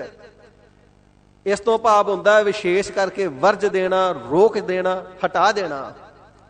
ਜਿਨ੍ਹਾਂ ਮਾੜੇ ਕੰਮਾਂ ਵੱਲੋਂ ਸਤਿਗੁਰੂ ਸੱਚੇ ਪਾਤਸ਼ਾਹ ਜੀ ਨੇ, ਧਰਮ ਗ੍ਰੰਥਾਂ ਨੇ ਤੇ ਸੰਤ ਮਹਾਤਮਾ ਨੇ ਵਿਵਰਜਿਤ ਕੀਤਾ ਹੋਇਆ ਹੈ, ਭਲਿਆ ਇਹ ਚੋਰੀ ਚਕਾਰੀ ਮਾੜੇ ਕੰਮ ਨੇ, ਬੁਰਾ ਚਿਤਵਨਾ, ਕਿਸੇ ਦਾ ਬੁਰਾ ਕਰਨਾ ਮਾੜਾ ਕੰਮ ਹੈ, ਤੂੰ ਨਾ ਕਰੀ।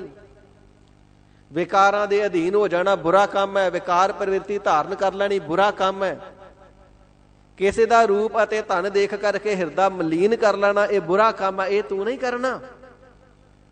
ਜਿਨ੍ਹਾਂ ਬੁਰੇ ਕੰਮਾਂ ਵੱਲੋਂ ਸਤਿਗੁਰੂ ਜੀ ਨੇ ਹਟਾ ਕਰਕੇ ਰੱਖਿਆ, ਵਰਜ ਕੇ ਰੱਖਿਆ, ਰੋਕ ਕੇ ਰੱਖਿਆ, ਤਾਸਿਓ ਨੇਹ, ਉਸੇ ਦੇ ਨਾਲ ਹੀ ਪਿਆਰ ਕਰੀ ਜਾਂਦਾ ਹੈ। ਪਰਾਇਆ ਰੂਪ ਦੇਖਣ ਵਾਸਤੇ ਸਿਨੇਮੇ ਦੀਆਂ ਟਿਕਟਾਂ ਲੈ ਕਰਕੇ, ਵਕਤ ਬਰਬਾਦ ਕਰਕੇ, ਕਿਰਾਇਆ ਖਰਚ ਕੇ ਇੱਕ ਪਿੰਡ ਤੋਂ ਦੂਜੇ ਸ਼ਹਿਰ, ਤੀਜੇ ਸ਼ਹਿਰ, ਕਾਹਦੇ ਵਾਸਤੇ? ਜਾ ਕਰਕੇ ਵੱਡੇ ਪਰਦੇ ਤੇ ਕਿਸੇ ਦਾ ਰੂਪ ਹੀ ਤੇ ਦੇਖਣਾ ਨਾ। ਇਸੇ ਪ੍ਰਕਾਰ ਆਪਣੀ ਨਿਜਾ ਨਿੱਜ ਜ਼ਿੰਦਗੀ ਦੇ ਵਿੱਚ, ਨਿਤਾ ਪ੍ਰਤੀ ਦੀ ਜ਼ਿੰਦਗੀ ਦੇ ਵਿੱਚ ਜਿਹੜੇ ਵਿਕਾਰੀ ਲੋਕ ਨੇ, ਸੜਕਾਂ ਤੇ ਖੜਦੇ ਨੇ, ਮੋੜਾਂ ਤੇ ਖੜਦੇ ਨੇ, ਸਕੂਲਾਂ ਕਾਲਜਾਂ ਅੱਗੇ ਕਾਹਦੇ ਵਾਸਤੇ? ਪਰਾਇਆ ਰੂਪ ਹੀ ਤੇ ਤੱਕਣਾ ਨਾ। ਜਿਨ੍ਹਾਂ ਬੁਰੇ ਕੰਮਾਂ ਵੱਲੋਂ ਸਤਿਗੁਰੂ ਸੱਚੇ ਪਾਤਸ਼ਾਹ ਜੀ ਨੇ, ਵੇਦਾਂ ਸ਼ਾਸਤਰਾਂ ਨੇ, ਸੰਤਾਂ ਮਹਾਤਮਾ ਨੇ ਰੋਕ ਕਰਕੇ ਰੱਖਿਆ, ਤਾਸਿਓ ਨੇਹ ਉਹਦੇ ਵਿੱਚ ਬਹੁਤਾ ਪਿਆਰ ਕਰਦਾ ਹੈ। ਹਜ਼ੂਰ ਫਰਮਾਵਨਾ ਕਰਦੇ ਨੇ, ਪਰਾਇਆ ਧਨ ਦੇਖ ਕਰਕੇ ਕਦੇ ਬੇਈਮਾਨ ਨਹੀਂ ਹੋਣਾ। ਦਸਾਂ ਨੋਹਾਂ ਦੀ ਕਿਰਤ ਕਰਨੀ ਹੈ ਤੇ ਬਰਕਤ ਵਾਸਤੇ ਗੁਰ ਚਰਨਾਂ ਵਿਖੇ ਅਰਦਾਸ ਕਰਨੀ ਹੈ। ਪਰ ਜਿਹੜਾ ਜੀਵ ਹੈ ਆਪ ਤਾਂ ਮਿਹਨਤ ਕਰਨ ਤੋਂ ਮਨ ਨੂੰ ਝੁਰਾਉਂਦਾ ਹੈ ਤੇ ਦੂਜੇ ਦਾ ਵੇਖ ਕੇ ਸੜੀ ਜਾਂਦਾ। ਉਸ ਦੀ ਦੌਲਤ ਇੰਨੀ ਹੋ ਗਈ, ਇਸ ਦਾ ਬਾਪ ਵਿਚਾਰਾ ਕੰਗਾਲ ਜਿਹਾ ਹੁੰਦਾ ਸੀ, ਅੱਜ ਧਨਾੜ ਬਣਿਆ ਫਿਰਦਾ, ਦੂਸਰਿਆਂ ਨੂੰ ਵੇਖ ਕੇ ਸੜੀ ਜਾਂਦਾ। ਇਸ ਪ੍ਰਕਾਰ ਦੂਸਰਿਆਂ ਦਾ ਧਨ ਦੇਖ ਕਰਕੇ ਫਿਰ ਸੋਚਦਾ, ਇਹ ਧਨ ਮੇਰੇ ਕੋਲ ਕਿਵੇਂ ਆ ਜਾਵੇ, ਕਿਹੜੀ ਜੁਗਤ ਬਣਾਵਾਂ।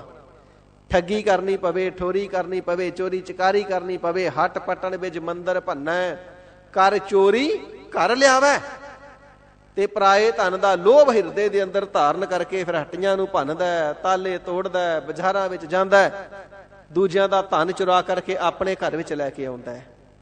ਹਜ਼ੂਰ ਫਰਮਾਵਣਾ ਕਰਦੇ ਨੇ, ਇਹ ਬੁਰੇ ਕੰਮ ਨੇ ਜਿਹੜੇ ਵਾਹਿਗੁਰੂ ਜੀ ਦੇ ਨਾਲੋਂ ਖਿੰਨ ਖਿੰਨ ਹਰ ਚੀਜ਼ ਤੇ ਅੰਤਰ ਡਾਰਿਓ। ਖਿੰਨ ਖਿੰਨ ਮਾਤਰ ਸਮੇਂ ਦੇ ਵਿੱਚ ਅਕਾਲ ਪੁਰਖ ਵਾਹਿਗੁਰੂ ਜੀ ਦੇ ਨਾਲੋਂ ਤੇਰਾ ਅੰਤਰ ਪਾਈ ਜਾਂਦੇ ਨੇ, ਫਰਕ ਪਾਈ ਜਾਂਦੇ ਨੇ, ਦੂਰੀ ਬਣਾਈ ਜਾਂਦੇ ਨੇ। ਪਿਆਰਿਆ, ਇਹ ਉਹ ਕਰਮ ਨੇ ਜਿਹੜੇ ਵਾਹਿਗੁਰੂ ਜੀ ਤੋਂ ਤੈਨੂੰ ਦੂਰ ਲੈ ਜਾਂਦੇ ਨੇ। ਜਿਨ੍ਹਾਂ ਕੰਮਾਂ ਤੋਂ ਸਤਿਗੁਰੂ ਸੱਚੇ ਪਾਤਸ਼ਾਹ ਮਹਾਰਾਜ ਜੀ ਨੇ ਵਰਜਿਆ, ਬੇਵਰਜਿਤ ਕੀਤਾ ਤੈਨੂੰ, ਤੂੰ ਉਹਨਾਂ ਦੇ ਨਾਲ ਹੀ ਪਿਆਰ ਕਰਦਾ ਹੈ। ਵਿਸ਼ਰਾਮ ਦੇ ਕਰਕੇ ਸਾਹਿਬ ਜੀ ਫਰਮਾਨ ਕਰਦੇ ਹਨ ਜੀ, ਝੂਠ ਬਾਤ ਸੱਚ ਕਰ ਜਾਤੇ। ਜਿਹੜੀ ਗੱਲ ਝੂਠੀ ਹੈ ਨਾ, ਜਿਹੜੀ ਵਸਤੂ ਵੀ ਝੂਠੀ ਹੈ, ਸੱਤ ਕਰ ਜਾਤੀ, ਉਸ ਵਸਤੂ ਨੂੰ ਸੱਚ ਕਰਕੇ ਸਮਝ ਲਿਆ ਹੈ। ਇਹ ਸਰੀਰ ਜਿਹੜਾ ਝੂਠੀ ਵਸਤੂ ਹੈ, ਨਾ ਪਹਿਲਾਂ ਸੱਚ ਸੀ, ਨਾ ਹੁਣ ਸੱਚ ਹੈ, ਨਾ ਅੱਗੇ ਸੱਚ ਹੋਵੇਗਾ। ਇਹ ਵੱਧਦਾ ਘਟਦਾ ਹੈ। ਸੱਚ ਉਹ ਹੁੰਦਾ ਜਿਹੜਾ ਇੱਕ ਸਵਰੂਪ ਰਵੇ, ਪਰ ਸਰੀਰ ਤਾਂ ਇੱਕ ਸਵਰੂਪ ਰਹਿੰਦਾ ਹੀ ਨਹੀਂ। ਪਹਿਲਾਂ ਬਾਲਕ ਹੁੰਦਾ, ਫਿਰ ਕਿਸ਼ੋਰ ਅਵਸਥਾ ਹੋ ਜਾਂਦੀ ਹੈ, ਫਿਰ ਭਰ ਜਵਾਨੀ ਦੇ ਸਹਿਤ ਹੁੰਦਾ, ਫਿਰ ਪ੍ਰੌਢਿਆ ਅਵਸਥਾ ਜਿਸ ਨੂੰ ਅਧਖੜ ਕਹਿ ਦਈਦਾ। ਜਵਾਨੀ ਲੰਘ ਰਹੀ ਹੈ, ਬੁਢਾਪਾ ਪੂਰੇ ਤੌਰ ਤੇ ਅਜੇ ਆਇਆ ਨਹੀਂ। ਜਵਾਨੀ ਤੇ ਬੁਢਾਪੇ ਦੇ ਵਿਚਕਾਰਲੀ ਅਵਸਥਾ ਪ੍ਰੌਢਿਆ ਅਵਸਥਾ। ਫਿਰ ਸਰੀਰ ਦੀ ਤਾਕਤ ਬਲ ਹੋਰ ਘਟਦਾ ਜਾਂਦਾ ਤੇ ਬੁਢਾਪਾ ਆ ਗਿਆ। ਜਿਹੜੀ ਵਸਤੂ ਬਦਲਦੀ ਜਾਂਦੀ ਏ, ਇੱਕ ਜਗ੍ਹਾ ਤੇ ਟਿਕਾਏਮਾਨ ਨਹੀਂ, ਚਲਾਏਮਾਨ ਹੈ, ਉਹ ਸੱਚ ਨਹੀਂ। ਤੇ ਅਕਾਲ ਪੁਰਖ ਵਾਹਿਗੁਰੂ ਜੀ ਇੱਕ ਓੰਕਾਰ ਸਦੀਵ ਕਾਲ ਸੱਚ ਨੇ ਤੇ ਇੱਕ ਰੂਪ ਇੱਕ ਰਸ ਰਹਿਣੇ ਵਾਲੇ ਨੇ। ਉਹ ਸੱਚ ਹੈ ਜਿਸ ਦੇ ਉੱਪਰ ਵਕਤ ਦਾ ਪ੍ਰਭਾਵ ਨਹੀਂ, ਸਮਾਂ ਜਿਸ ਨੂੰ ਬੁੱਢਾ ਨਹੀਂ ਕਰਦਾ, ਉਹ ਸੱਚ ਹੈ। ਪਰ ਪਿਆਰਿਆ, ਤੇਰਾ ਤੇ ਸਰੀਰ ਕੁਝ ਸਾਲ ਪਹਿਲਾਂ ਨਹੀਂ ਸੀ। ਕੁਝ ਸਾਲ ਜਾਂ ਮਹੀਨੇ ਜਾਂ ਦਿਨ ਵਾਹਿਗੁਰੂ ਜੀ ਜਾਣਦੇ ਨੇ ਕਦੋਂ ਅਭਾਵ ਹੋ ਜਾਣਾ ਤੇ ਫਿਰ ਨਹੀਂ ਹੋਣਾ। ਜਿਹੜਾ ਸਰੀਰ ਸਥਿਰ ਨਹੀਂ, ਸਥਾਈ ਨਹੀਂ, ਸਰੀਰ ਰੂਪੀ ਵਸਤੂ ਨੂੰ ਸੱਚ ਕਰਕੇ ਮੰਨ ਲਿਆ ਹੈ। ਜਿਹੜੀ ਵਸਤੂ ਕੱਲ ਜੀਵ ਦੇ ਕੋਲ ਨਹੀਂ ਸੀ, ਅੱਜ ਆਈ ਹੈ, ਕੱਲ ਫਿਰ ਨਹੀਂ ਹੋਵੇਗੀ, ਉਸ ਨੂੰ ਸੱਚ ਕਰਕੇ ਮੰਨ ਲਿਆ ਜੀ, ਮੈਂ ਇਸ ਦਾ ਮਾਲਕ ਹੈ, ਇਹ ਮੇਰੀ ਹੈ। ਕਿਸੇ ਨੇ ਸਿਰ ਤੇ ਹੱਥ ਰੱਖ ਕੇ ਅਸੀਸ ਦੇ ਦਿੱਤੀ, ਸਦਾ ਜਿਉਂਦਾ ਰਹਿ, ਤੇ ਸੱਚ ਕਰਕੇ ਮੰਨ ਲਿਆ ਮੈਂ ਤੇ ਸਦਾ ਹੀ ਜਿਉਂਦਾ ਰਹਿਣਾ ਹੈ। ਪਿਆਰਿਓ, ਵਾਹਿਗੁਰੂ ਜੀ ਨੇ ਗਿਣ ਕੇ ਸਾਹ ਸਰੀਰ ਦੇ ਅੰਦਰ ਪਾਏ ਨੇ। ਜਿੰਨੇ ਸਾਹ ਪਾਏ ਨੇ ਓਨੇ ਹੀ ਲੈਣੇ ਨੇ, ਨਾ ਇੱਕ ਵੀ ਸਾਹ ਵਧਣਾ ਤੇ ਨਾ ਘਟਣਾ। ਗਾਣ ਘਾਲੇ ਸਭ ਦਿਵਸ ਸਾਸ ਨਹਿ ਵੱਢਣ ਘਟਣ, ਤਿਲ ਸਾਰ ਤਿਲ ਮਾਤਰ ਵੀ ਵਾਧਾ ਘਾਟਾ ਨਹੀਂ ਹੋ ਸਕਦਾ। ਵਾਹਿਗੁਰੂ ਜੀ ਦੀ ਬਖਸ਼ਿਸ਼ ਹੋਵੇ, ਨਜ਼ਰ ਹੋਵੇ, ਜਗਿਆਸੂ ਗੁਰਬਾਣੀ ਪੜ੍ਹਦਾ ਹੋਵੇ, ਤੇ ਬਾਣੀ ਪੜ੍ਹਨ ਵਾਲਿਆਂ ਦੀ ਜਿਹੜੀ ਉਮਰ ਆਏ ਨਾ, ਉਹ ਵੱਧ ਜਾਇਆ ਕਰਦੀ ਏ ਬਖਸ਼ਿਸ਼ ਪ੍ਰਾਪਤ ਕਰਕੇ, ਆਮ ਮਨੁੱਖਾਂ ਦੀ ਨਹੀਂ। ਬ੍ਰਹਮ ਗਿਆਨੀ ਸੰਤ ਬਾਬਾ ਗੁਰਬਚਨ ਸਿੰਘ ਜੀ ਮਹਾਂਪੁਰਖ, ਉਹਨਾਂ ਦੇ ਪਾਸ ਵਿਦਿਆਰਥੀ ਸਿੰਘ ਪੜ੍ਹਿਆ ਕਰਦੇ, ਸੋ ਲੰਗੇ ਆਣੇ ਵਾਲੇ ਮਹਾਂਪੁਰਖ ਕਰਕੇ ਜਾਣੇ ਜਾਂਦੇ ਨੇ। ਤੇ ਤਿੰਨਾਂ ਨੂੰ ਬਚਨ ਕਰਨਾ ਕੀਤਾ ਸੀ। ਉਹਨਾਂ ਨੇ 25 ਸਾਲ ਮਹਾਂਪੁਰਖਾਂ ਦੇ ਨਾਲ ਕਥਾ ਦਾ ਪਾਠ ਕਰਾਇਆ ਤੇ ਕਹਿਣਾ ਕੀਤਾ ਸੀ, ਅਕਾਲ ਪੁਰਖ ਵੱਲੋਂ ਜਿਹੜੀ ਤੈਨੂੰ ਉਮਰ ਮਿਲੀ ਸੀ ਨਾ, ਉਹ 40 ਸਾਲ ਸੀ, ਪਰ ਗੁਰਬਾਣੀ ਪੜ੍ਹਨੇ ਦੇ ਕਰਕੇ ਤੇਰੀ ਜਿਹੜੀ ਉਮਰ ਆ ਉਹ ਵੱਧ ਕੇ 70 ਸਾਲ ਹੋ ਗਈ ਏ। ਤੇ ਗੁਰਬਾਣੀ ਪੜ੍ਹਦਾ ਰਹੇਗਾ ਤੇ ਤੇਰੀ ਉਮਰ ਹੋਰ ਵੱਧ ਜਾਣੀ ਏ। ਤੇ ਸਾਧ ਸੰਗਤ ਜੀ ਥੋੜਾ ਕੁ ਸਮਾਂ ਪਹਿਲਾਂ ਉਹ ਚੜ੍ਹਾਈ ਕੀਤੀ ਤੇ ਲਗਭਗ 80-85 ਸਾਲ ਦੀ ਉਮਰ ਭੋਗ ਕਰਕੇ ਸਰੀਰ ਛੱਡਿਆ। ਸਤਿਗੁਰੂ ਜੀ ਨੂੰ ਭਾਵੇ ਤੇ ਚਾਹੇ 4 ਯੁਗਾਂ ਦੀ ਉਮਰ ਕਰ ਦੇਣ, ਸਤਿਗੁਰੂ ਜੀ ਨੂੰ ਭਾਵੇਂ ਤੇ ਹੁਣੇ ਸਵਾਸ ਖਿੱਚ ਲੈਣ, ਇਹ ਸਰੀਰ ਤੇ ਸੱਚਾ ਨਹੀਂ ਨਾ। ਪਰ ਜਿਹੜਾ ਜੀਵ ਹੈ ਸੱਚਾ ਕਰਕੇ ਜਾਣ ਲਿਆ ਮੇਰਾ ਸਰੀਰ ਸੱਚਾ ਹੈ, ਮੇਰਾ ਸਰੀਰ ਸਥਿਰ ਹੈ। ਹਜ਼ੂਰ ਫਰਮਾਵਣਾ ਕਰਦੇ ਨੇ ਜਿਹੜੀ ਵਸਤੂ ਹੋਈ ਹੈ, ਜਿਹੜੀ ਸਥਿਰ ਨਹੀਂ, ਜਿਹੜੀ ਸਦੀਵ ਨਹੀਂ, ਜਿਹੜੀ ਅਚਲ ਨਹੀਂ, ਜਿਹੜੀ ਅਮੋੜ ਨਹੀਂ, ਜਿਹੜੀ ਅਮਿਟ ਨਹੀਂ, ਥੋੜੇ ਸਮੇਂ ਰਹਿਣ ਵਾਲੇ ਸਰੀਰ ਰੂਪੀ ਵਸਤੂ ਨੂੰ ਸੱਚ ਕਰ ਜਾਤੀ ਸੱਚੀ ਕਰਕੇ ਜਾਣ ਲਿਆ ਹੈ। ਜੜ ਮਾਇਆ ਤੇ ਚੇਤਨ ਮਾਇਆ ਪਹਿਲਾਂ ਤੇਰੀ ਨਹੀਂ ਸੀ, ਅੱਜ ਤੇਰੇ ਕੋਲ ਹੈ, ਕੱਲ ਫਿਰ ਨਹੀਂ ਹੋਵੇ ਸੀ, ਸੱਚ ਕਰ ਜਾਤੀ ਸੱਚੀ ਕਰਕੇ ਜਾਣ ਲਿਆ ਕਿ ਸੱਚੀ ਮਲਕੀਅਤ ਇਸ ਦੇ ਉੱਪਰ ਮੇਰੀ ਹੈ। ਆਪਣੇ ਨਾਮ ਤੇ ਪ੍ਰਾਪਰਟੀ ਦਾ ਪਟਾ ਲਿਖਾ ਲਿਆ, ਰਜਿਸਟਰੀ ਕਰਾ ਲਿਆ। ਰਜਿਸਟਰੀ ਕਰਾ ਕੇ ਫਿਰ ਬੜੀਆਂ ਪਾਰਟੀਆਂ ਕਰਦਾ, ਜੀ ਅੱਜ ਮੈਂ ਇੰਨੀ ਪ੍ਰਾਪਰਟੀ ਦਾ ਮਾਲਕ ਬਣ ਗਿਆ। ਪਿਆਰਿਆ ਤੇਰੇ ਤੋਂ ਪਹਿਲਾਂ ਪਤਾ ਨਹੀਂ ਕਿੰਨਿਆਂ ਦੇ ਨਾਮ ਤੇ ਇਸ ਪ੍ਰਾਪਰਟੀ ਦਾ ਪਟਾ ਲਿਖਿਆ ਗਿਆ, ਰਜਿਸਟਰੀ ਹੋਈ, ਤੇ ਤੇਰੇ ਤੋਂ ਬਾਅਦ ਕਿੰਨਿਆਂ ਦੀ ਰਜਿਸਟਰੀ ਇਸੇ ਜ਼ਮੀਨ ਦੀ ਹੋਣੀ ਆ, ਕੋਈ ਗਿਣਤੀ ਨਹੀਂ। ਜਿਹੜੀ ਵਸਤੂ ਦਾ ਸਦੀਵ ਮਾਲਕ ਬਣਨਾ ਹੀ ਨਹੀਂ, ਮਲਕੀਅਤ ਹੈ ਹੀ ਨਹੀਂ, ਉਸ ਨੂੰ ਸੱਚੀ ਕਰਕੇ ਜਾਣ ਲਿਆ। ਹੁਣ ਇਹ ਮੇਰੀ ਹੈ, ਹਮਰੀ ਭੂਮ ਕੌਣ ਘਾਲਾ ਪੈਰ। ਹੁਣ ਕੋਈ ਪੈਰ ਤਾਂ ਰੱਖ ਕੇ ਵਿਖਾਵੇ, ਕਾਗਜ਼ ਮੇਰੇ ਨਾਮ ਤੇ, ਹੁਣ ਕੋਈ ਪੈਰ ਨਹੀਂ ਪਾ ਸਕਦਾ। ਮਹਾਰਾਜ ਜੀ ਕਹਿੰਦੇ ਪਿਆਰਿਓ ਝੂਠਾ ਹੰਕਾਰ ਹੈ, ਝੂਠੀ ਵਸਤੂ ਨੂੰ ਮੋਹ ਦੇ ਅਧੀਨ ਹੋਇਆ, ਹੰਗਤਾ ਮਮਤਾ ਦੇ ਅਧੀਨ ਹੋਇਆ, ਆਪਣੀ ਕਰਕੇ ਮੰਨਦਾ ਹੈ। ਸਰੀਰ ਵੀ ਇਸ ਦਾ ਆਪਣਾ ਨਹੀਂ, ਮਾਇਆ ਵਿਭੂਤੀ ਸੰਪਤੀ ਵੀ ਆਪਣੀ ਨਹੀਂ। ਸਤ ਹੋਵਨ ਮਨ ਲਗੈ ਨਾ ਰਾਤੇ। ਤੇ ਜਿਸ ਮੌਤ ਨੇ ਇੱਕ ਦਿਨ ਸੱਤ ਹੋ ਕੇ ਵਰਤ ਜਾਣਾ ਹੈ, ਭਾਣਾ ਸੱਤ ਹੋ ਗਿਆ। ਜਿਸ ਵੇਲੇ ਕੋਈ ਪ੍ਰਾਣੀ ਚੜ੍ਹਾਈ ਕਰ ਜਾਂਦਾ ਤੇ ਫਿਰ ਗੁਰਮੁਖ ਪਿਆਰੇ ਅਰਦਾਸ ਕਰਦੇ ਨੇ ਨਾ, ਜੇਹਾ ਚੀਰੀ ਲਿਖਿਆ ਤੇਹਾ ਹੁਕਮ ਕਮਾਹੇ, ਕੱਲੇ ਆਵਹਿ ਨਾਨਕਾ ਸੱਦੇ ਉੱਠੀ ਜਾਹੇ। ਮਹਾਰਾਜ ਆਪ ਜੀ ਦਾ ਹੁਕਮ ਸੱਤ ਹੋਇਆ ਹੈ, ਫਲਾਨਾ ਪ੍ਰਾਣੀ ਸਰੀਰ ਛੱਡ ਕੇ ਲੋਕ ਚੋਂ ਪਰਲੋਕ ਗਮਨ ਕਰ ਗਿਆ। ਜਿਹੜਾ ਅਕਾਲ ਪੁਰਖ ਵਾਹਿਗੁਰੂ ਜੀ ਦਾ ਭਾਣਾ ਹੈ, ਘਰ ਘਰ ਇਹੋ ਪਹੁੰਚਾ ਸੱਦੜੇ ਨਿਤ ਪਵਨ। ਨਿਤਾ ਪ੍ਰਤੀ ਸੱਦੇ ਪੈ ਰਹੇ ਨੇ, ਘਰ ਘਰ ਸਰੀਰ ਰੂਪੀ ਘਰ ਤੱਕ, ਹਰ ਘਰ ਤੱਕ ਪਹੁੰਚ ਹੈ ਜਿਸ ਕਾਲ ਦੀ, ਵਾਹਿਗੁਰੂ ਜੀ ਦੇ ਸੰਦੇਸ਼ੇ ਦੀ। ਨਿਤਾ ਪ੍ਰਤੀ ਆਪੋ ਆਪਣੀ ਵਾਰੀ ਅਨੁਸਾਰ ਸੱਦੜੇ ਪੈ ਰਹੇ ਨੇ। ਜਿਹੜੀ ਵਾਹਿਗੁਰੂ ਜੀ ਦੀ ਆਗਿਆ ਸੱਤ ਹੋ ਜਾਣੀ ਹੈ ਨਾ, ਉਸ ਨੂੰ ਸੱਤ ਕਰਕੇ ਜਾਣਦਾ ਹੀ ਨਹੀਂ। ਲੱਗਾ ਨਾ ਰਾਤੀ, ਰੱਤੀ ਮਾਤਰ ਵੀ ਉਸ ਦੇ ਵਿੱਚ ਇਸ ਦਾ ਮਨ ਟਿਕਦਾ ਨਹੀਂ, ਵਿਸ਼ਵਾਸ ਨਹੀਂ ਕਰਦਾ ਕਿ ਭਾਣਾ ਸੱਤ ਹੋ ਜਾਣਾ, ਮੈਂ ਮਰ ਜਾਣਾ। ਕਿੰਨਿਆਂ ਦੇ ਮ੍ਰਿਤਕ ਸਰੀਰ ਨੂੰ ਸ਼ਮਸ਼ਾਨ ਭੂਮਿਕਾ ਤੱਕ ਨਾਲ ਜਾ ਕਰਕੇ ਸੰਸਕਾਰ ਵਿੱਚ ਸ਼ਾਮਲ ਹੁੰਦਾ ਹੈ, ਤੇ ਜੀਵ ਕਿੰਨਿਆਂ ਦੇ ਜਨਾਜ਼ੇ ਆਪਣੇ ਮੋਢਿਆਂ ਤੇ ਚੁੱਕ ਕੇ ਸ਼ਮਸ਼ਾਨ ਭੂਮਿਕਾ ਨੂੰ ਲੈ ਜਾਂਦਾ, ਬਜ਼ੁਰਗਾਂ ਦੇ, ਵੱਡੇ ਵਡੇਰਿਆਂ ਦੇ, ਸੰਬੰਧੀਆਂ ਦੇ। ਪਰ ਆਪਣੀ ਮੌਤ ਦੀ ਕਦੇ ਪ੍ਰਤੀਤ ਨਹੀਂ ਕਰਦਾ ਕਿ ਮੈਂ ਮਰ ਜਾਣਾ, ਆਪਣੇ ਆਪ ਨੂੰ ਸੱਚ ਕਰਕੇ ਮੰਨ ਲਿਆ। ਵਾਹਿਗੁਰੂ ਜੀ ਦਾ ਨਾਮ ਸਦਾ ਸੱਚਾ ਹੈ, ਲੱਗਾ ਨਾ ਰਾਤੀ, ਉਸ ਦੇ ਵਿੱਚ ਇਸ ਦਾ ਮਨ ਰਾਤੀ ਰੰਗਿਆ ਹੀ ਨਹੀਂ ਜਾਂਦਾ। ਉਸ ਦੇ ਵਿੱਚ ਇਹਦਾ ਜਿਹੜਾ ਮਨ ਆ ਲੱਗਾ ਨਾ ਰਾਤੀ, ਰੰਚਕ ਮਾਤਰ, ਰੱਤੀ ਮਾਤਰ ਵੀ ਲੱਗਦਾ ਹੀ ਨਹੀਂ ਕਿ ਮੈਂ ਵਾਹਿਗੁਰੂ ਜੀ ਦਾ ਨਾਮ ਜਪ ਲਵਾਂ। ਅਕਸਰ ਸਵਾਲ ਹੀ ਜਗਿਆਸੂਆਂ ਦਾ ਹੁੰਦਾ, ਜੀ ਬਾਣੀ ਪੜ੍ਹਦੇ ਆ ਮਨ ਨਹੀਂ ਲੱਗਦਾ। ਹਜ਼ੂਰ ਫਰਮਾਉਂਦੇ ਬਹੁਤਾ ਕੀ, ਰੱਤੀ ਮਾਤਰ ਵੀ ਨਹੀਂ ਲੱਗਦਾ, ਨਹੀਂ ਜੁੜਦਾ, ਨਹੀਂ ਟਿਕਦਾ, ਕਿਉਂਕਿ ਮਾਇਆ ਦੀ ਪਾਹ ਚੜੀ ਹੋਈ ਹੈ ਮਨ ਦੀ। ਜੇ ਤੇ ਸਾਧ ਸੰਗਤ ਜੀ ਕੱਪੜਾ ਕੋਰਾ ਹੋਵੇ, ਸਫੇਦ ਹੋਵੇ, ਚਿੱਟਾ ਹੋਵੇ, ਤੇ ਲਲਾਰੀ ਕੋ ਜਾ ਕੇ ਲੈ ਜਾਈਏ ਤੇ ਕਹਿ ਦਈਏ ਭਾਈ ਇਸ ਨੂੰ ਰੰਗ ਦੇ, ਗੁਲਾਬੀ ਰੰਗ ਕਰ ਦੇ, ਪੀਲਾ ਰੰਗ ਕਰ ਦੇ, ਜਿਹੜਾ ਵੀ ਰੰਗ ਬੋਲ ਦੇਵਾਂਗੇ ਉਹਨੇ ਕਰ ਹੀ ਦੇਣਾ ਹੈ, ਰੰਗ ਹੀ ਦੇਣਾ, ਕਿਉਂਕਿ ਪਹਿਲਾਂ ਹੀ ਕੋਰਾ ਹੈ।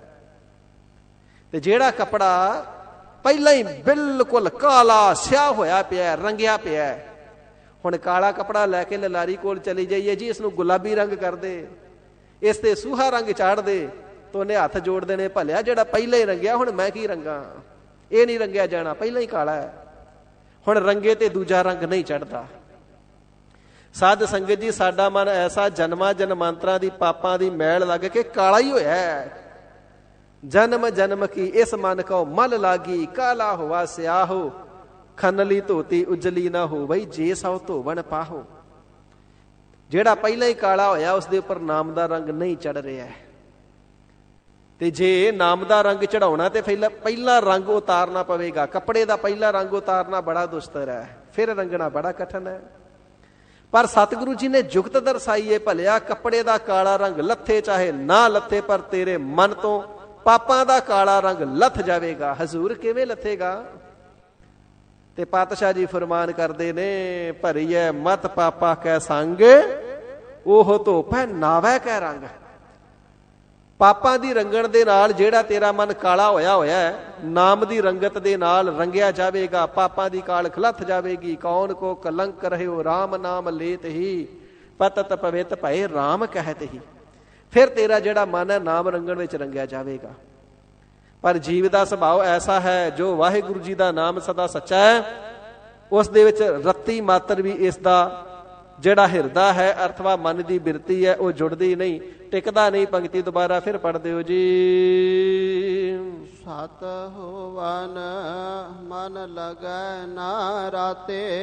ਜਿਹੜਾ ਇਸ ਦਾ ਆਤਮਿਕ ਸਰੂਪ ਸਤ ਸਰੂਪ ਹੈ, ਮਨ ਲੱਗੈ ਨਾ ਰਾਤੀ। ਮਨ ਉਸ ਦੇ ਵਿੱਚ ਰੱਤੀ ਮਾਤਰ ਵੀ ਨਹੀਂ ਲੱਗਦਾ।